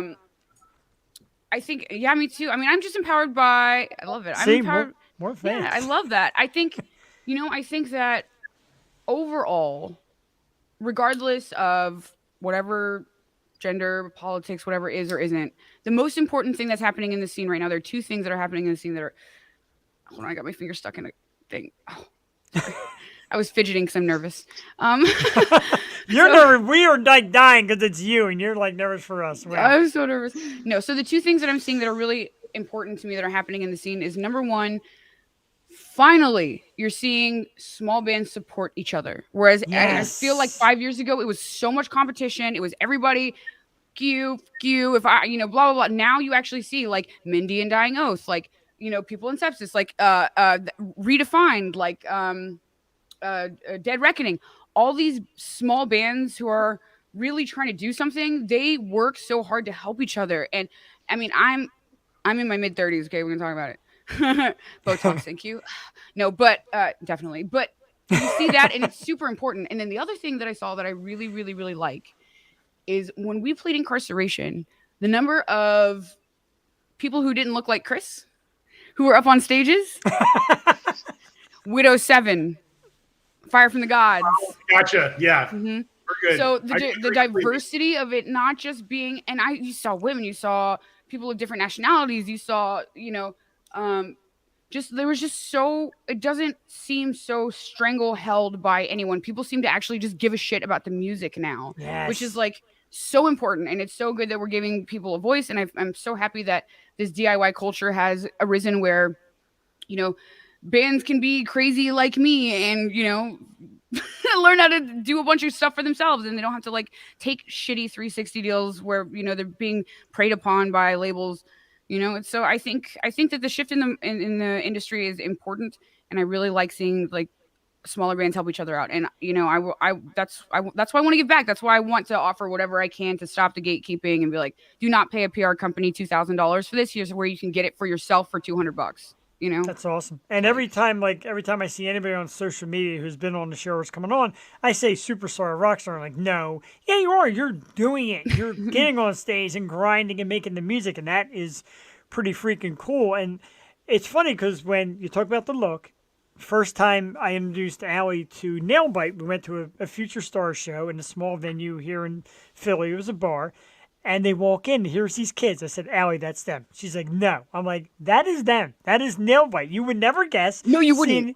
You would never when guess. Lana did her headbang, Oh, it was just Crazy. and the little dance and little friend of mine. Oh my god, I just love it. yeah, they're When terrific. we played that show with them, we knew about them just because we heard the buzz coming into that area. That Nailbite, Nailbite, they're really good at promoting. But we didn't know what to expect from their live performance, and so they get on stage and they're literally kids. And yes, they're I was like, "Do you want a tater tot?" I don't know. Hey, Hi, little nice to baby. meet you. Hi, I know. Are you And then allowed she like to- goes up there and she's like a badder bitch to me, and I was like, "Okay." Yeah, And that's She's- saying she's- something. Myself.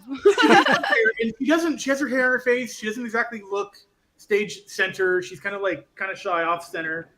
And, You know what she reminds me of? The singer and from then all of a Portishead. sudden, yeah, go for it. The singer from Portishead, because she would always. Portishead. Love Beth Portishead. Gibbons. Jewel on our Gibbons, yeah. Tuesday night show So is she- a Yeah, so she would like yeah. sing, and she would sing away from the microphone, but then just the sounds that would come out of like this seemingly meek woman, you're just like, holy shit! And I get that same vibe from them a lot. I love her vibe with Johnny. Like right before she'll like do her dance or come out of her box, she'll just give him that look, and their vibe, they just play off of each. It's really cool to watch. I love And it. we had them on the show here, and they were so shy about speaking up, and even like who was going to talk. They kind of sat back and like, "Come on, guys," and like, you know, so they're working their way into like the social aspect of it, which is tough.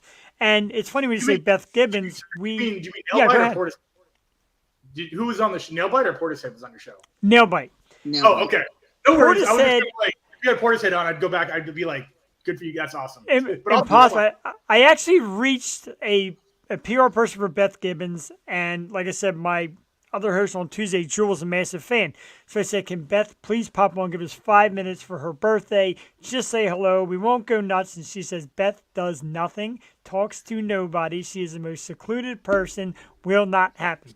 Yep. So It'd be there like you that. have But there's a certain level of respect that I have for that, because it doesn't give anything about needing validation. It doesn't give anything about oh, hi Christopher Ball. Good to see you. Thank you so much for all you're doing and working in the ER and saving people's lives. That's amazing. Right. He does. He grinds. But yeah, like she's an amazing talent with the shyness, and that's why when you came on, you said you get shy. People don't believe it when they watch you in videos and watch your band, because you seem like you're such a like you're so powerful, and then you're kind of like. But I think that's.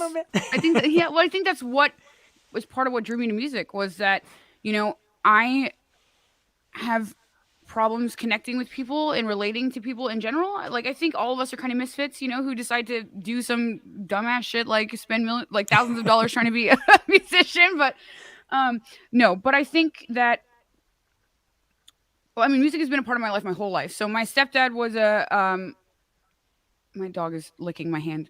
I'm in the middle of something. She's deaf. It's She like can't hear dog me. night, man. My dog does the same thing. So my stepfather, who I grew up with, he was a producer and he worked at Interscope Records. So I actually heard that Hella Good album before it came out. Oh wow! By the way, I heard what was it called? Rocksteady? Was it Yes. Rocksteady? Yeah. So I actually had like the demo version of that before it came out. But Wow. that's crazy. So I grew up around that environment where music was always really important. And then, I started playing music when I was really young, and I was always kind of like the outcast kid. I didn't really have a lot of friends in school. And then, of course, I just got progressively weirder, and my pants got baggier, and my makeup got worse for a while. And, that was definitely like the Hot Topic mall goth kid. I mean, that was my era. That was our era. I was wearing the quintessential hate breed beanie, like the one that has red flames on the bottom. You know what I'm talking about? Oh, That yeah. was me all day. But I was also like a band nerd. So I was like in band in my trip pants, marching with anyway, we're going to stop there. But the point is that it was the only place that I was able to not feel uncomfortable. And I think it's because music is such a universal language, right? Like, it doesn't matter. I can listen to reggaeton. I can listen to Bollywood. I can listen to any kind of music, and it doesn't matter the language that they're speaking. It's just, you understand it. And yeah, so I think like that's kind of what drew me to music in the first place. Like, it's the only place that I get to be not myself, because myself actually is really quiet, and I'm very loud, but I'm very Chris is like, yeah, quiet. I'm very loud. I'm very loud. Everything I'm a main character in a room of one. I'm really loud by myself. It likes the goth face. Yeah, there's nothing wrong with the goth phase. I'm not happy at with all of my phases. I got my emo phase was my goth phase for sure. Oh my god. The emo The face. photos too. of Chris in his emo phase. They're so good because they're so bad. They're so bad. They were on like a shitty webcam on a shitty webcam. Of course they were. Remember Oh, we used to you say, gotta do the teenage dirtbag and like go back and post the Oh. videos from like back in the Yeah, day. We need they're all those on videos. Facebook. If you have my Facebook, which only my friends do, I have an album called I forget what it's called. You'll find it. got it. Can I screen share? I'm just kidding.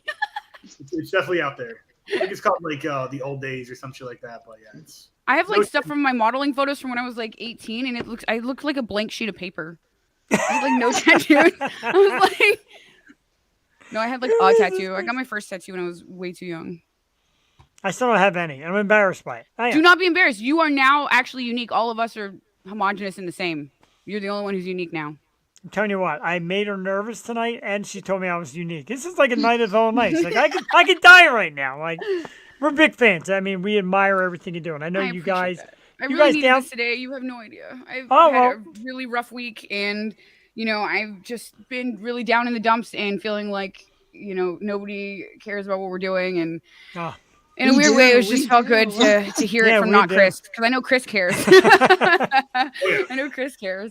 Well, I got to tell you, I don't have to be up to go to work till 5:30. I can just do this till 5:30 in the morning, and we can just keep on chatting away because I love it.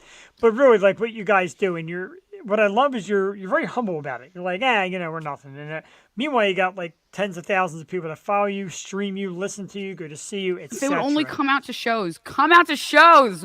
especially now when it costs $500 to see Springsteen. No. Like, no, Don't man. go see them. Come see us. We're small. Yes. Yeah, it's difficult. And I think I'm not gonna pass the buck, and I don't think that there's anything particularly wrong with it. I think that in Los Angeles in particular, the competition is stiff because every night there's 1,000 other shows going on, and they're all really good bands. And here specifically, the culture of helping each other out is not really a thing. Like there's like cliques, but it's not really a thing. But then when we go out of the city, it's just we need to do more touring to establish the fan base that and also I've kind of been doing like this deep dive into what's been going on with us and no, don't you do it. My dog's about to jump on me. Don't do it. I kind of want to see it. You want to see a little? Oh, absolutely. We love dogs here. Are you kidding? We're a dog-friendly show. Mine are hiding upstairs. Oh, it's Spuds. Oh, it's Mackenzie. It is Spuds Mackenzie. Yeah. She's deaf, which is great 'cause as a musician, I can be playing music really loud and she just sleeps. I'm going to take her on tour. But yeah, so, I think we've been doing kind of an audit of everything. Obviously, we've had member changes. We've been going through a rebranding, which has been very important to me. And, it's never easy to transition into new things, especially because I know that the music that we are potentially making now could be alienating to some of our audience who came to see us for the metalcore stuff. And, I think every single part of my journey as a singer has unfortunately been in the public eye. Because our first song, like the Break Free, the first song we released was immediately on editorial playlists. We were immediately getting booked for shows. I didn't have a lineup yet. It was the first song I'd ever done. So the first time I was ever a singer, because I was always a bass player before that. And so, I'm really late to the game, a late bloomer trying to find my sound. And, us going from, because I feel like when you're learning a new skill in particular, you tend to emulate until you have enough of your own tools to do it your way. So with a lot of the music that we put out initially, so much of it was, I don't really have enough experience to have my own sound or style yet, but I know what I like. So what if I make music that sounds like what I like? But eventually you don't connect with that music as you start to become yourself and try new things. And, I don't think that I can still listen to all of our old music and I still love it. There's not going to be a part of me that's like, oh, that's terrible. I don't blah. I love it. It's part of me. But I think that the newer stuff hits harder and it's kind of been weird because, I was like, well, it's like, when you take a shower and you're like, I just want it a little hotter and you like kind of tweak the knob and it's just like too hot. And you're like, shit.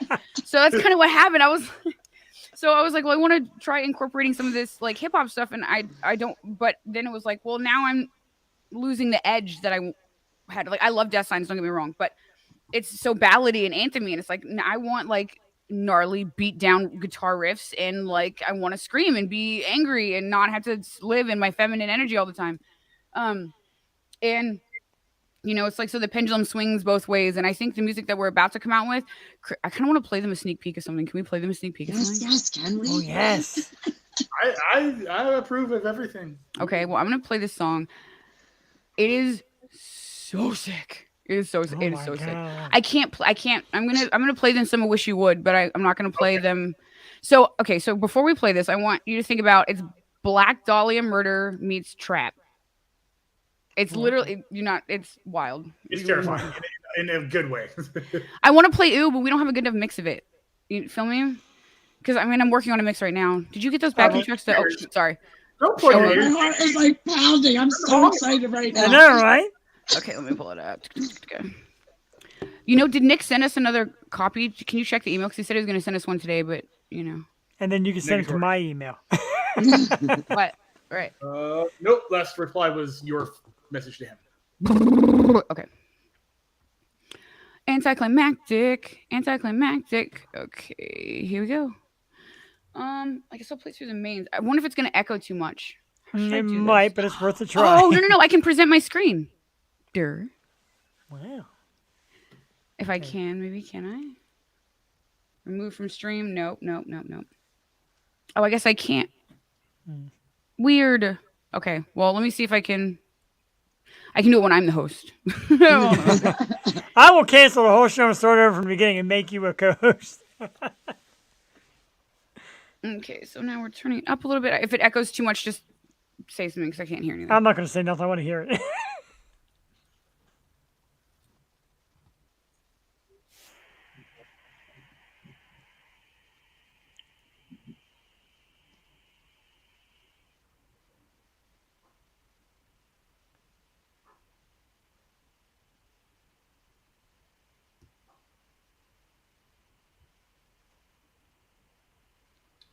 I don't think she knows. It's not playing. It's not playing. She's into it, but it's not playing. Oh, it's not playing? Not at all. Okay, cool. I figured. Okay. Well, we're going to have to figure out how to make that work, and we'll do that momentarily. Chris, deflect for me for a moment. Anyway, so where? Oh, I got it. And we're back. We're back in it. Hello. You almost got a sentence, Chris. You almost said something, Chris. I'm so proud of you. One of these days. One of these days. Oh, so try to share this window too and see what happens. I think it should share with everybody. Let me see. Let me turn it down here because it should play. It should. Let's see. Let's see what it does. We're good. You hear it? Yep.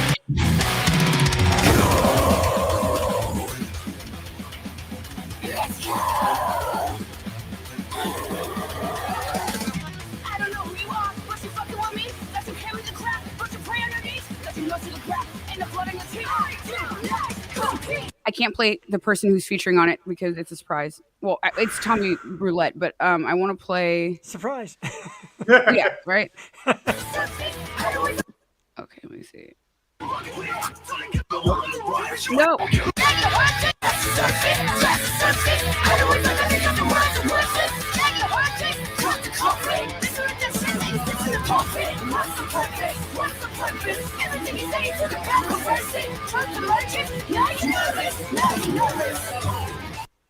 Oh, we can play the solo. Good job, Chris.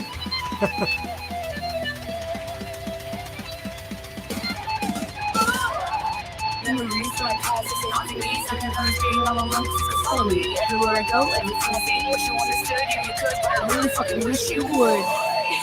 Yeah, I wish you would. Okay, so that's all I'm gonna show you. Woo! Holy Moses. Oh, yeah. It's gonna be super cool. It's gonna be super cool. So, like, the newer stuff that we're doing is much heavier. It definitely still has like the rap influences, but you know, I've like, I found a place for me to get that out, which is like I do solo stuff now, and I'm like working with all these really cool rappers. I have like this. I have 2 separate lives now. 3. One of my lives, I'm a professional person who has like a corporate executive level job, and then one of my lives I am a metalhead, and then my other part of my life I work with SoundCloud rappers. I don't know, it's just whatever. So do you go into the corporate world with the 2-color hair and the tattoos and all that? Yeah, I like that. So I work 2 full-time jobs. I'm a director of digital marketing for a enormous lead generation company, and then for my other job I am an email campaign I'm like a campaign strategist. So I basically Wow. like analyze their data and tell them where to put their money. And it's crazy to me because like most people don't know that I'm like a little hacker nerd and I can like code and do all kinds of stuff like that. Um, but yeah, so I don't know. I have a lot of really eccentric hobbies that turned into Well, lucrative things, which is great because I work from home, so I'm work on the road. And the craziest part is my bosses have no idea I'm in a band. So we'll like, because I always use a virtual background, so we'll be on tour. We'll be literally, I'll be like, shh, everybody, shh. And I'll get on the thing with my boss, and he's like giving me an expense report and like telling me I have to have these 3 things done by the end of the day. And meanwhile, we're like slugging through a fucking Taco Bell at like 2 in the morning, like sleeping in the van. And, literally. My shoulders all creaked. That was this way. Chicago. I Have remember you that. ever thought of doing a blind reaction like with Hella Good or one of the songs, like just letting them hear a piece of it? So I don't need my bosses to know when I'm on tour. Oh, Because I God. feel like, yeah, I feel like if they follow me on social media, it'll kind of be a bad thing. And then also, like, I know that I dress provocatively, and I don't know if I really feel comfortable with my bosses seeing me. You know, like at work is a different thing. Bravo on our side. But it's, I mean, Clark Kent worked at the Daily Planet. Superman saved the world. You are the Clark Kent Superman of the music world. I want to be the Robin Hood. I really, truly do. My website actually just got hacked, which is totally happens a lot. Well, it happens because here's the thing: is like because I move everything around in the back end. I feel like people who do that kind of stuff, they're like, oh, a challenge, and they're like, I bet you I can get through this. And it's not like crazy. I'm not like a genius or anything, but anyway, so it's fine. But I've been doing a lot of things like attending. So I attended this incredible music conference that was done by TuneCore, who's a publishing company. They're sort of like CD Baby or DistroKid. And they had 1,000 people apply. Only 15 people got in. And it was like the head of BMI, who was like ASCAP. Anyway, the point is that I got to meet with a lot of these really high up industry people and learn things that I feel like every musician should know. And I got written approval to show the slides that they talked about and read it in my blog. And it's like, I want to do that. I want to say and show everything that I have had to bust my ass for and like pay and grovel and do all this shit. I just want to give it away for free because I don't feel like anybody should ever have to go at it as hard as we had to go at it. Like, and and my hope is that, maybe one of those bands who picks up my free marketing strategy, whatever, blows up and they're like, hey, do you want to go on tour with us? And we'll be like, yes. Yes. Wow. And I got to say, I mean, it sounds like I'm talking BS, but if you guys can make it back to Love Draft, you won't even have to sleep in the van. I will pay for a hotel room for your band to crash into.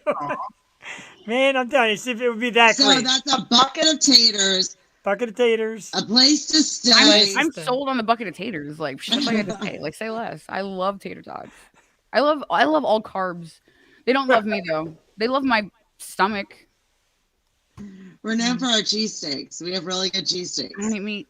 Not in 17 years. So another. You're okay, vegan now. too. Vegetarian. He's vegan. Vegetarian. I like me some cheese.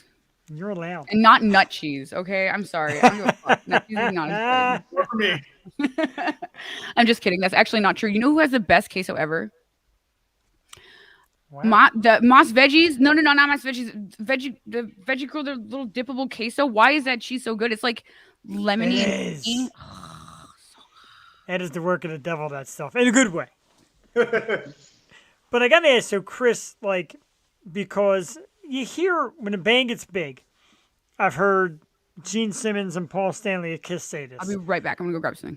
Go ahead. I've heard Gene Simmons and Paul Stanley of Kiss say this. I've heard Joe Perry of Aerosmith say it. Other bands say it.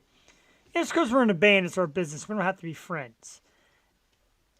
Maybe not the best of like answering, like finishing each other's sentences. Very few. There's got to be a friendship and a camaraderie in a band. Like it shocked me to hear these legends say, "I don't need you. Our band is our job. I'm not your friend. I'm your bandmate." Were these questions asked after they made their millions and millions, or when they Of were, course, way after. Of course, or like when they were trudging through the grind like we are? right before they made their millions. And they said, like they asked Paul Stanley, he's like, "Oh, Gene always invites me over for dinner. I really don't want to go to Gene's house. I'm not his friend." And then doesn't that sound kind of crazy? That's a rich millionaire Kiss Aerosmith thing. I want to get to half of that sentence. I want to get to the rich millionaire world tour status. But I do, I mean, I can't speak for them. Obviously, I know how I run my friendships, and I like to think that I'm very easy to get along with, and I like You to surround are. You're so nice. and I like to surround myself with people that I can get along with because I also will not get stepped on or pull people with me just because I'm nice. So people have, and I don't speak about this a lot because of how nice I am. There are people that have been in my life where I'm like, I know that they're like this because I'm really nice to them, but I secretly am keeping receipts, and I just don't care about you, so you're not going to offend me or upset me. I'm just going to keep moving. But yeah, What was the very question? Oh, the question was Gene Simmons and Paul Stanley, band members in Aerosmith, like they have established they are not friends, that this is their job, and how important is friendship in the band. And then I answered with, well, is this after their million? Wow. Yeah. I mean, you know, I think that friendship makes a band better because it makes a band look cohesive on stage, but I don't know if it's Yes. specifically necessary. And Okay. you know, I think I want. I mean, I'm friends with the people we don't have a full lineup right now. We have hire-ons who are great. I love Kyle. I wish he liked our music more. No, he's great. He's amazing. He's like one of the most talented drummers I've ever met. But you know, it's just like he doesn't want to commit to this band because it's not his style of music. He loves playing it when he plays it, but he doesn't want to like dedicate his everything to it, which is fair, you know. But he's doing us a great favor and is like literally coming through clutch and playing shows and crushing it. I love him. He's amazing. But you know, they're not to touch on the subject too much, but some of the best and most important and most meaningful times in my life were when we were doing things like when we all were in Chicago and we all laid down on that pier and we did the Broke Band Chronicles and we were all just together, just looking up at the sky and like just talking to our fans. And it was like, you know, Los Angeles is a lonely place and life is very lonely and I don't have a lot of friends. And so my band is, you know, pretty much all I got. And now that I don't really have that, I have Chris. I have Chris Oh. and his wife, and you know they're really sweet. And I have I have some friends and stuff. I'm not saying I don't have any friends, but um, what I got out of the friendships that I had in the time when my band was everybody was friends, I thought um, was really meaningful to me. But I don't know how much it contributed to the music, other than we always were there to do what we had to do because you know we thought we all had the same vision of what we wanted. I guess. Does that make sense? That was a long rambling answer. I feel like obviously if you're given the choice, you want to get along with everybody in your band. But getting along and being friends are different. Right. Okay, Sure. I get that. Yeah, that's true. I get that. Sure. Okay, so the thing you don't want is to not get along with them and then be in a band with them. Right. Yeah, because That's even worse than not being friends. and you know it's like, man, it's so tough because this is already like so hard. It is so hard. It's so hard. It's so hard. It's worth it, but it is hard. It's a debt. It's like you wake up and you choose it every day, and you know, it's nice when you have people there, but when you're going through that and then you're also like butting heads with people that you're supposed to be working with, you're just like, come on, man, like this is hard enough. Like, what are you doing? Like, come on. It should be this easy, dude. It's music. But you know, I guess that's what makes people people. I used to be part of a brewery. We didn't see eye to eye. I'm out of it now, and it sucks. But that's you Yeah. know. And that's the how thing it is like, I don't think, you know, I don't think that people are bad people just because they can't be friends. Like, I don't think that people I don't get along with are bad people. I just think that they're different people. And, you know, in the same way that I have dealt with relationships in my life, it's like, you're not a bad person. We're just not simpatico, you know, we're not like, it's not there. And, you know, the same can be true for bandmates. And, you know, I dream of the day that we have our full lineup again. And, you know, it is so much easier when everybody is motivating each other, when everybody is ready to go to bat for each other. And, you know, the thing is like, you know, Johnny and I started this band together at a bar in Hollywood. I randomly ran into him and, you know,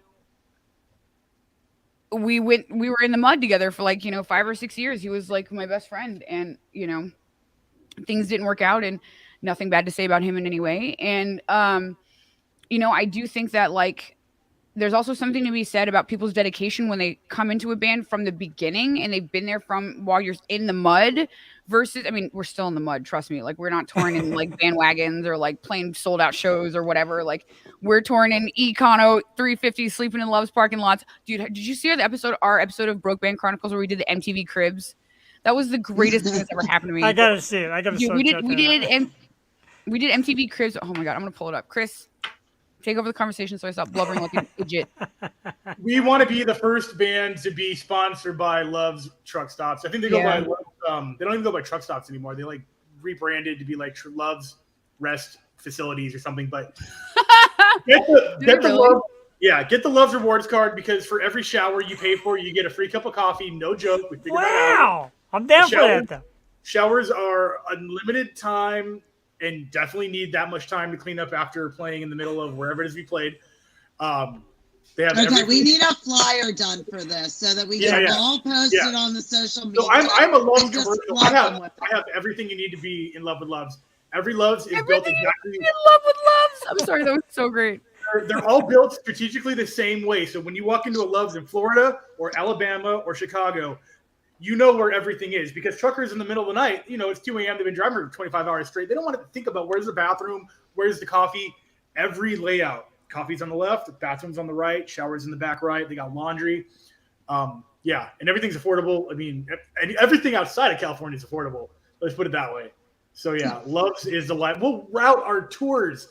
We literally route all of our tours based on if they're Love's that we can stop in between. We only sleep at Love's. Fort Wayne to Omaha. Where's Love's at? Okay, here's our 4-hour mark right there. Perfect. Yeah. Wow. And you talk about the friendships in bands. Meanwhile, you're sleeping with your feet in each other's face. Like, that's friendship. I freaking got it. But you know where everything is in the room, Jeff. Are we ready? Very Are we true. ready to watch this Broke Band Chronicles? You're gonna love this. Go back Thursday on a Wednesday. I love the fact she knows how to operate this whole system too. I know. I'm really impressed. I know. Okay, here we go. What's up? Welcome to this very special episode of Broke Band Chronicles Cribs Edition.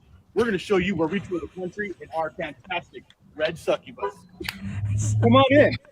Succubus! I even put music on it. Stop. We got that dual door action. 2 doors, because there's 5 of us. We have all of our benches set up.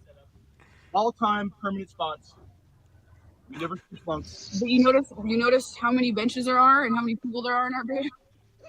What does that mean, Chris? We have 5 people. I'm sleeping in the driver's seat. That means one of us rotates sitting up here in this lovely, luxurious, comfortable, upright. The shower. On this edition of Broke Band Chronicles MTV Cribs. This is how we shower. Those nails were amazing. Welcome to our bathroom. 76871. Try not to be too impressed. Try not to be too impressed. Oh, I actually said it in the video. No way. Yeah. They provide the towels. In case you really gotta go. And then they have the dual shower. So you can clean your butt. I'm just kidding. This is a face wash, body wash, conditioning shampoo, like 5-in-1. The facilities. They do give you towels, but I always bring my own. And that is how we shower on the road.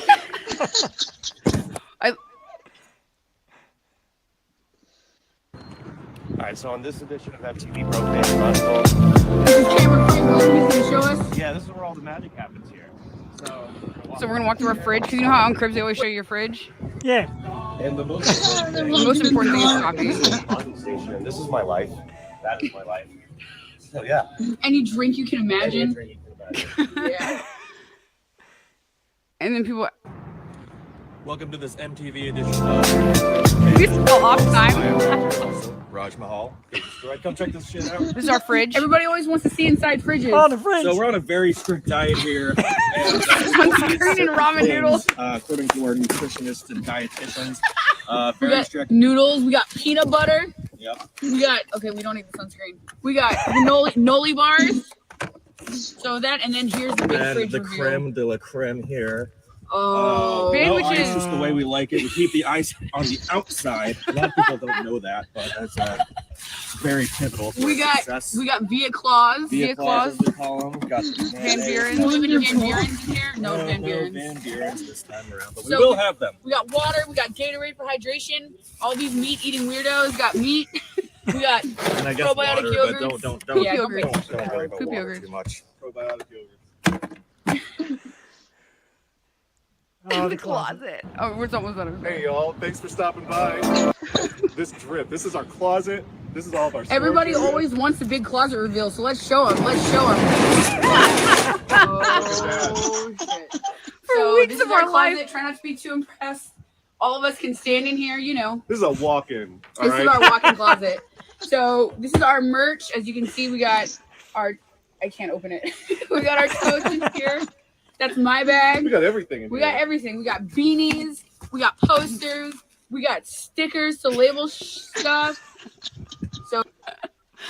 So the point is, so the point is like you learn that you don't need shit to live at all. You don't need anything. You guys are exactly as fun as I imagined. you Oh guys my being. god, that So is it's like- hilarious. So it's like I am more than happy to live in a 3 foot by 6 foot space, and when I get home, I don't like it. I miss the nothing. I miss it because I'm not attached to.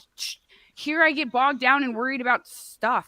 But when I'm on the road, like I don't care about any of that. I'm perfectly fine and happy in a little 6 foot by 3 foot space that I sleep in every night that smells like man feet. I don't even care. Yeah. Everybody that's close to my wife, Francesca, everyone knows that when I come home from tour, I can't fall asleep like I do in that van.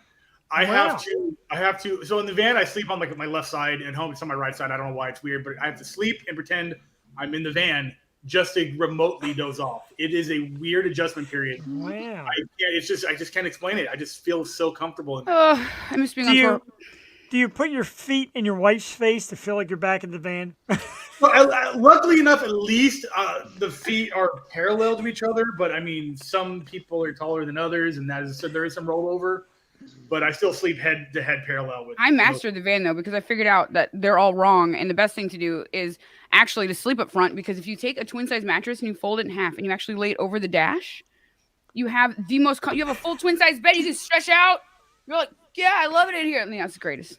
The only thing that sucks is the sun in the morning. But now I got to ask Allie because I know like we're both big fans and we've been waiting all night for this. Wonderful. Can you imagine driving by like a Love's rest stop, just seeing like Francesca's ass in the window of the all car time, van sleeping?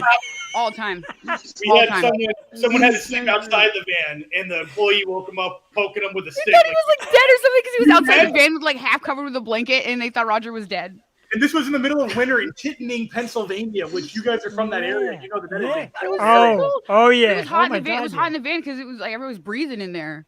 Y'all breathe too much. You breathe too much, Dan. Woke up to like, hey, they think I'm dead. We should leave. He was like, I think the guy just poked me with a bathroom stick. We're like, Van Roger, oh my god. So I came up with a good idea. Not that I'm going to market anything to this, because you guys market yourselves great. So a few weeks back, we had on a guy by the name of Mike Mraz. He is an AC/DC tribute band, Back in Black. And he made a movie called My Stupid Tribute Band, which was huge on Amazon. You guys should turn that Chronicles into So You Want to Be a Rock Star. And and make a movie out. I think it's phenomenal.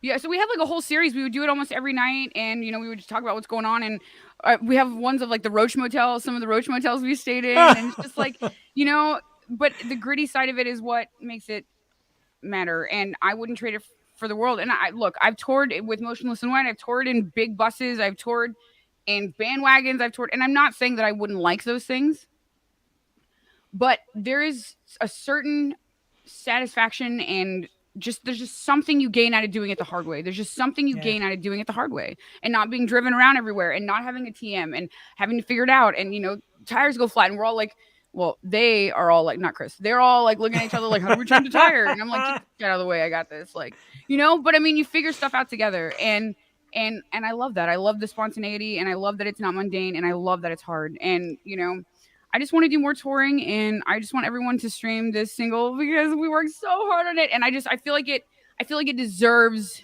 to be heard. So thank you for having us on here to talk about it.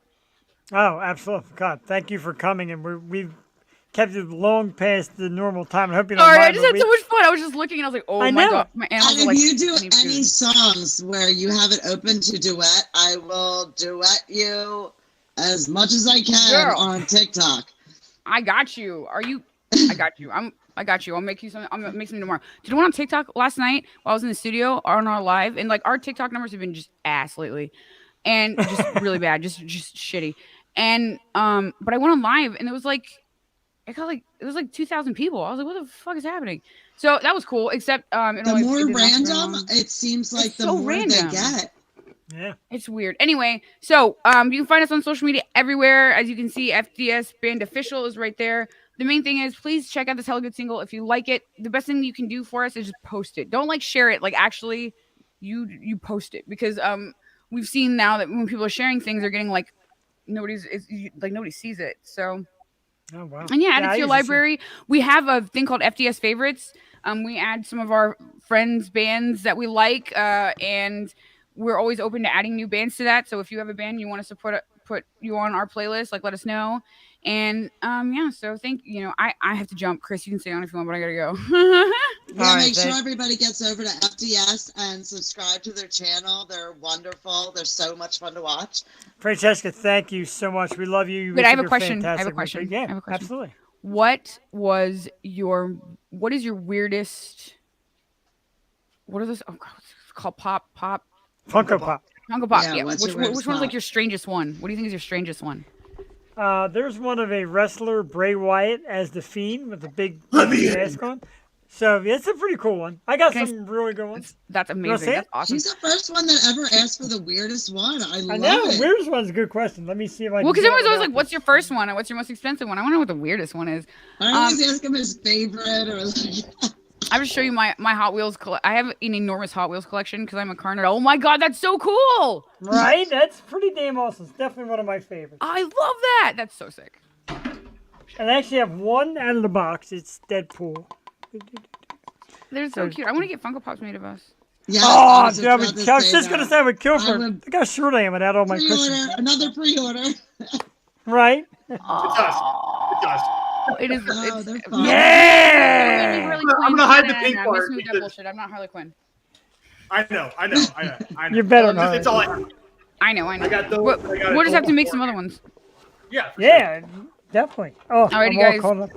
Thank you so much. Thank for you so coming much. This on. was absolutely awesome. I We can't even love get you my Christmas so back. much. Back. I really needed this today. You never know when somebody's really going through it, and a little bit of kindness goes a long way. So thank you both for taking the time today, because you don't know how much I needed it. So thank you for being here. We always say Truly. once you're Yoshi, you're family. Hit us up, man. We're here. We're family. We love you. Hell for yeah, I it. love that. Thank you. And thank you for coming on. Have And a great Chris, night. Chris, we still got some, a little time for you to hang out and talk a little bit more I about got it. 5 left in me. We're good for about 5 more minutes. All right, sounds good. So, you see kind of a presence like Francesca as far as the style, and then hard rocking guys like the rest of the band. How cool is it, man? Is this like where you want to be? Are you set now, like in your musical dream? Is like this is the goal to keep pounding? I mean, trying to figure out which part of the question is first. I mean, I'm happy that I'm here. I was a fan of the band before I joined it, and the fact that I'm here now, I mean, like, I still am fanboying for the music. I mean, like, That's cool. I respect and look up to her in a sense, but I don't like put her up here or anything like that. Which I know fans can do that to certain people in their life that they look up to, and I love that for her and for fans that love the music and are inspired by her. I'm definitely inspired, but I learn a lot from her.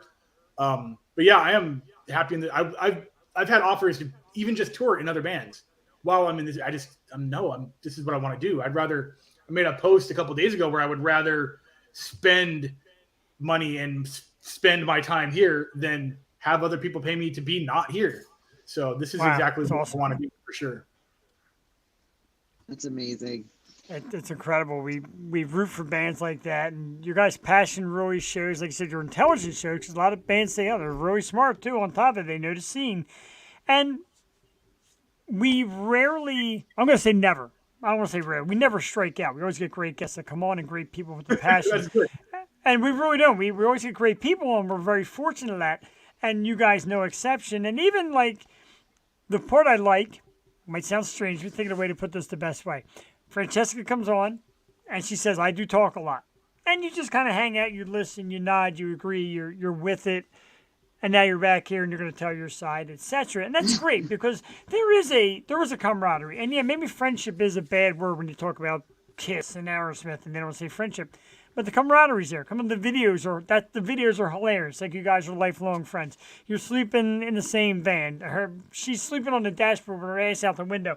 It's it's stuff like that. That's the memories that keep it strong.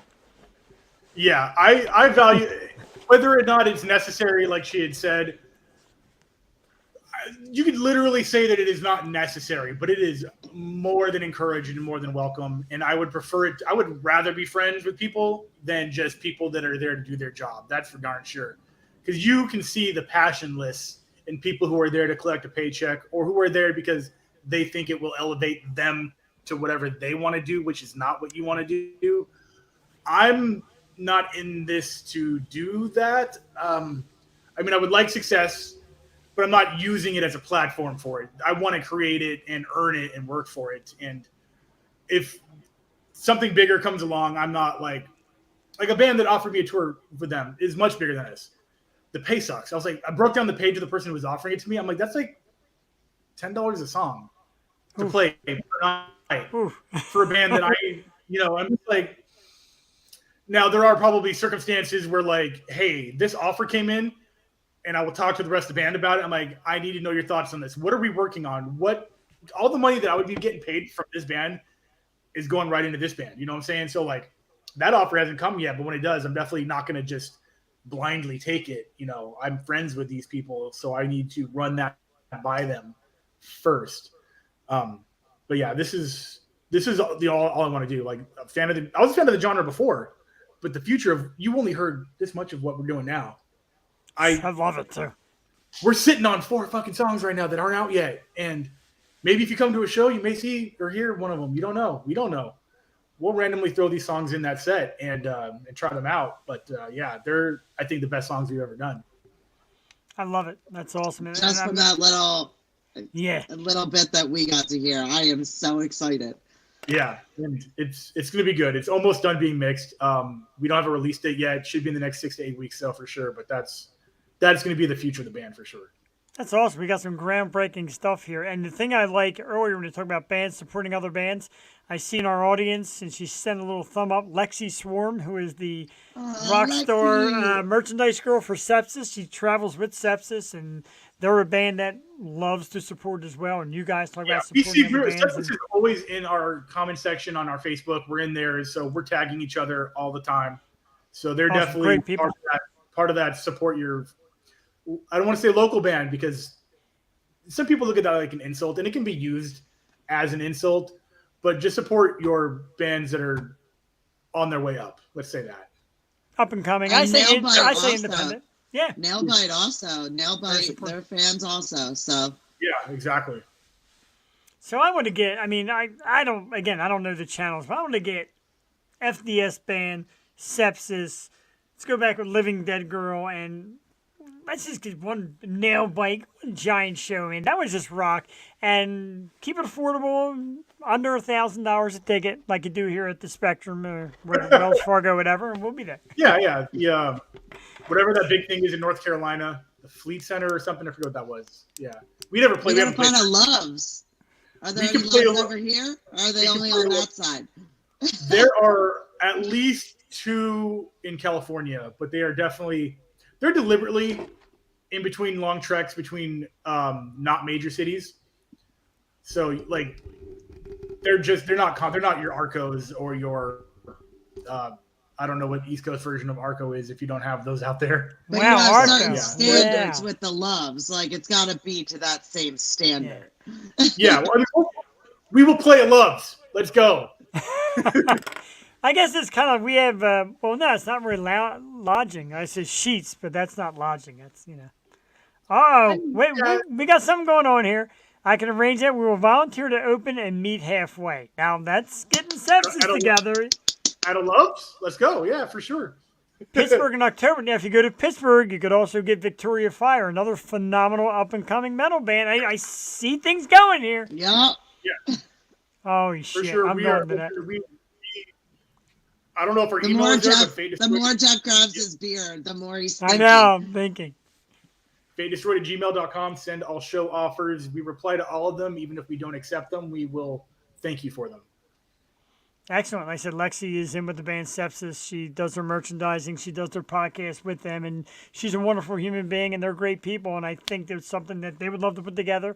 I know I would love to get my ticket. You know, J.D. Wolf's coming from Minnesota to see it wherever it's at, you know, so let's make it happen, man. I think I've sent him merch before. I remember that address now that you think about it. I remember typing in a Minnesota address. Speaking of merch, we need to know as soon as that T-shirt drops for the new merch, we want it. You'll know when we know. We are very good at letting people know when our merch is out. I definitely know that. Wow, look at that. Awesome.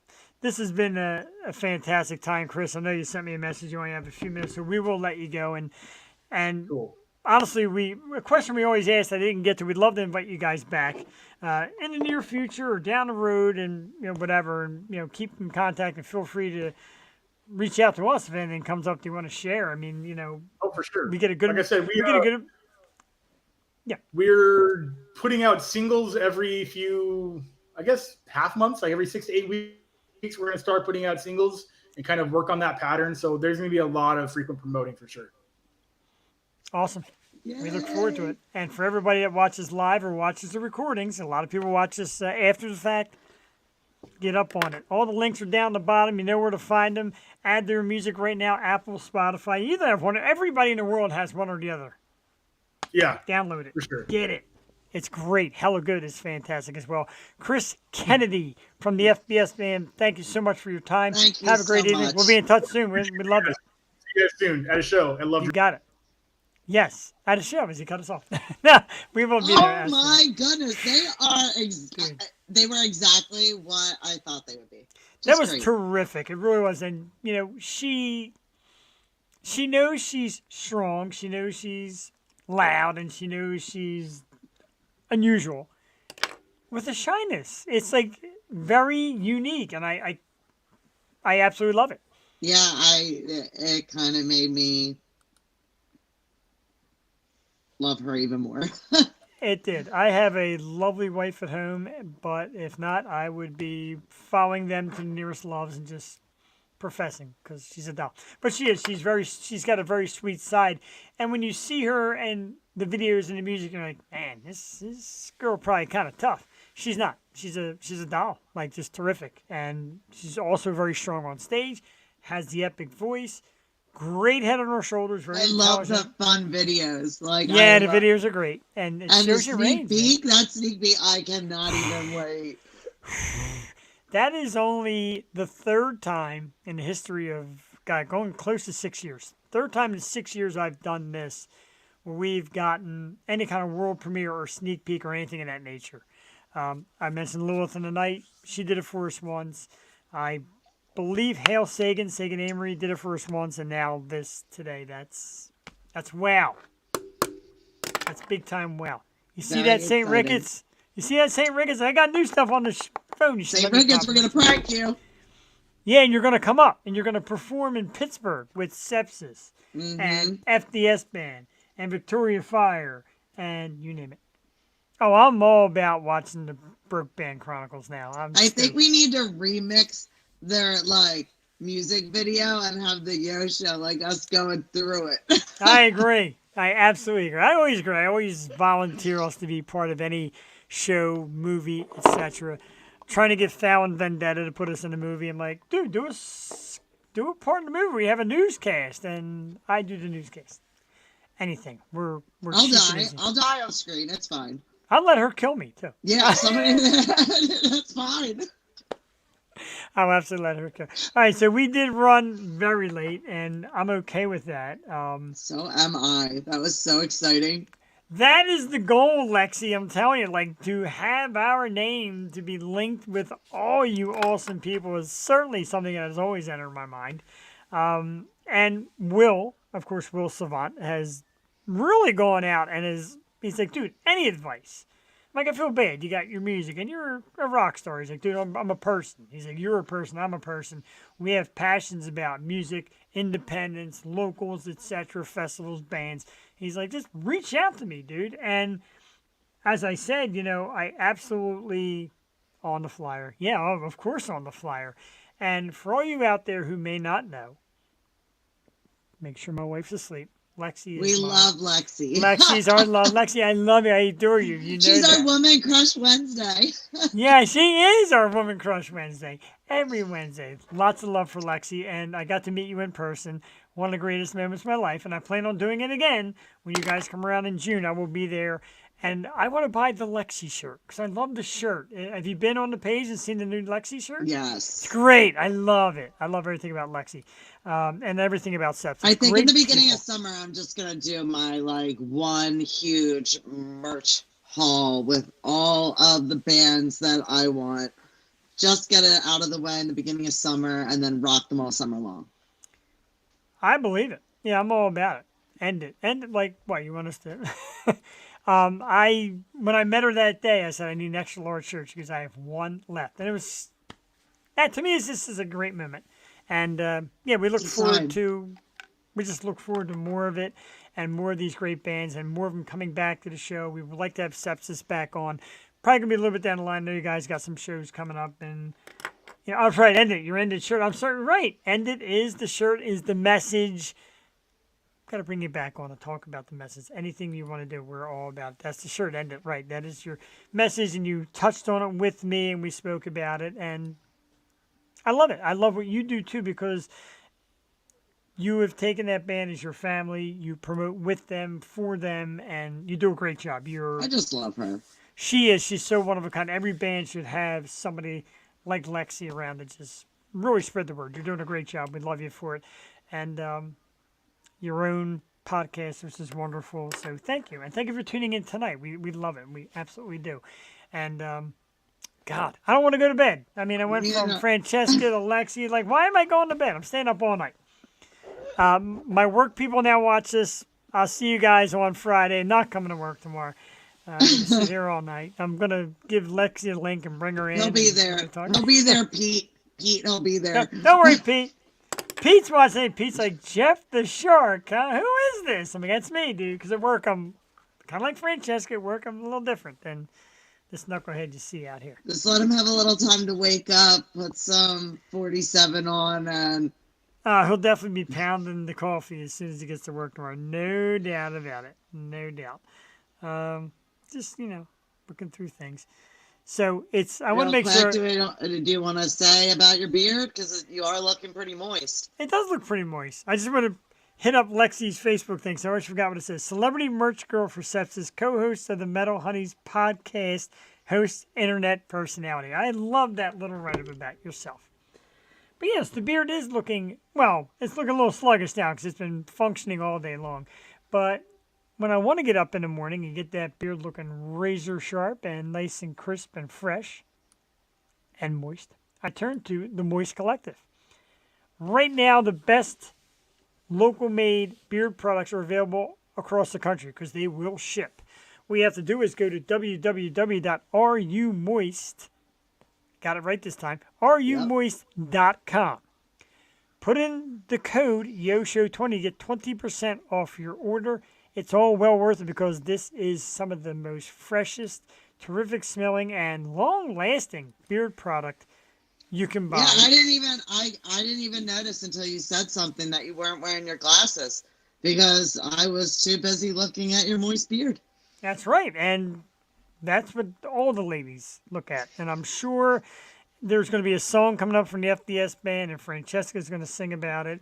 And next time I see Lexi, she's going to say, by the way, your beard's looking great. Jeff is Thank moist. you, ladies. He's moist. Are you moist? You can be moist. www.rumoist.com. Apparently the same company owner, my man Jim Hutton, also owns Are You Dry. I don't want to know what product is coming out for that. Are you dry? Yeah, that sounds kind of nasty. I don't need a product for Are You Dry. But the Moist Collective, www.rumoist.com. I guess I couldn't use the word cream.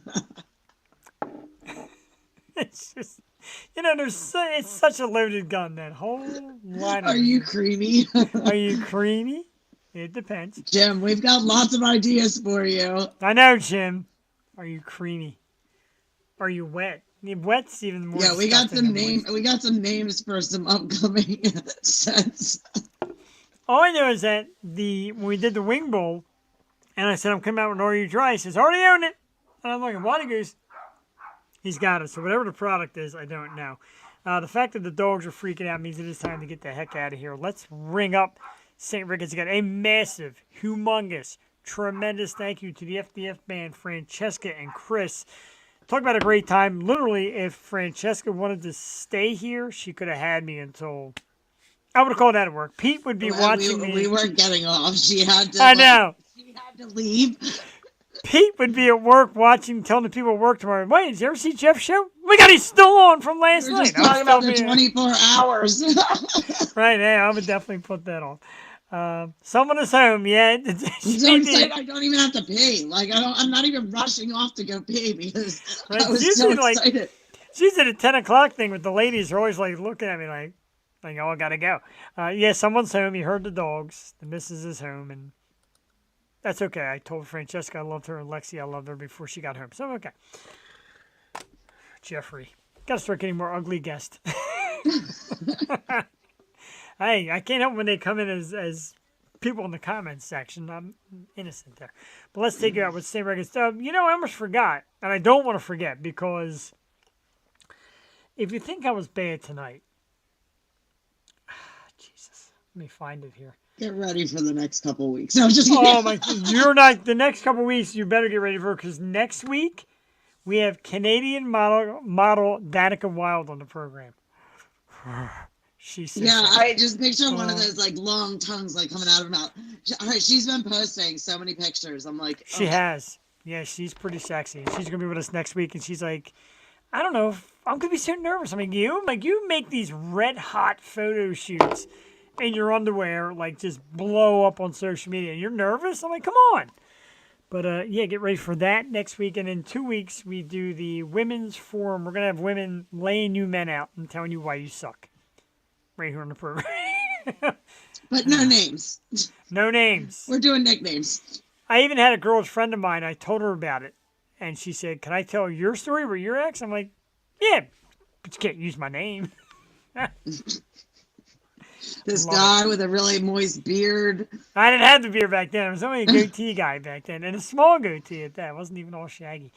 I promised us that we were leaving. I got to pee, so we got to get the hell out of here. St. Ricketts is the band. The play Catalyst. That jam. I am going to play that jam. It's kind of like they say, like, play that song when the Sixers win, you know? I just play want that to play song. this and take a TikTok out my sunroof. I like that. Let's get past the little talk. They even hate the talk part. So we'll go 16 seconds when the music starts. Whoops. All right. We will see you next Wednesday night with Danica Wild, and next Tuesday night on the Air Show. Thank you, everybody. And once again, massive thanks to Chris and Francesca from FDS Band. Have a great night. We'll see you soon. Share all their stuff. Subscribe.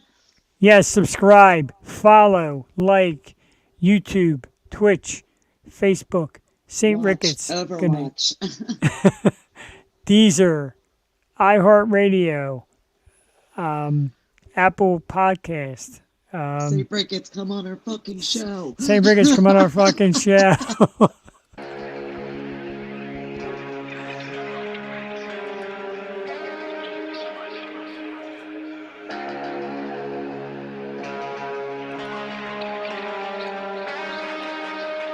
MySpace.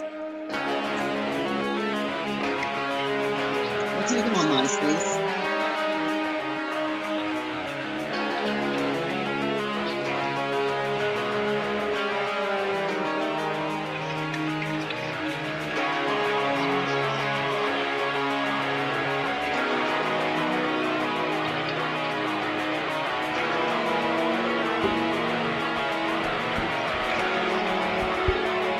Introduce yourself. Can't do it fast.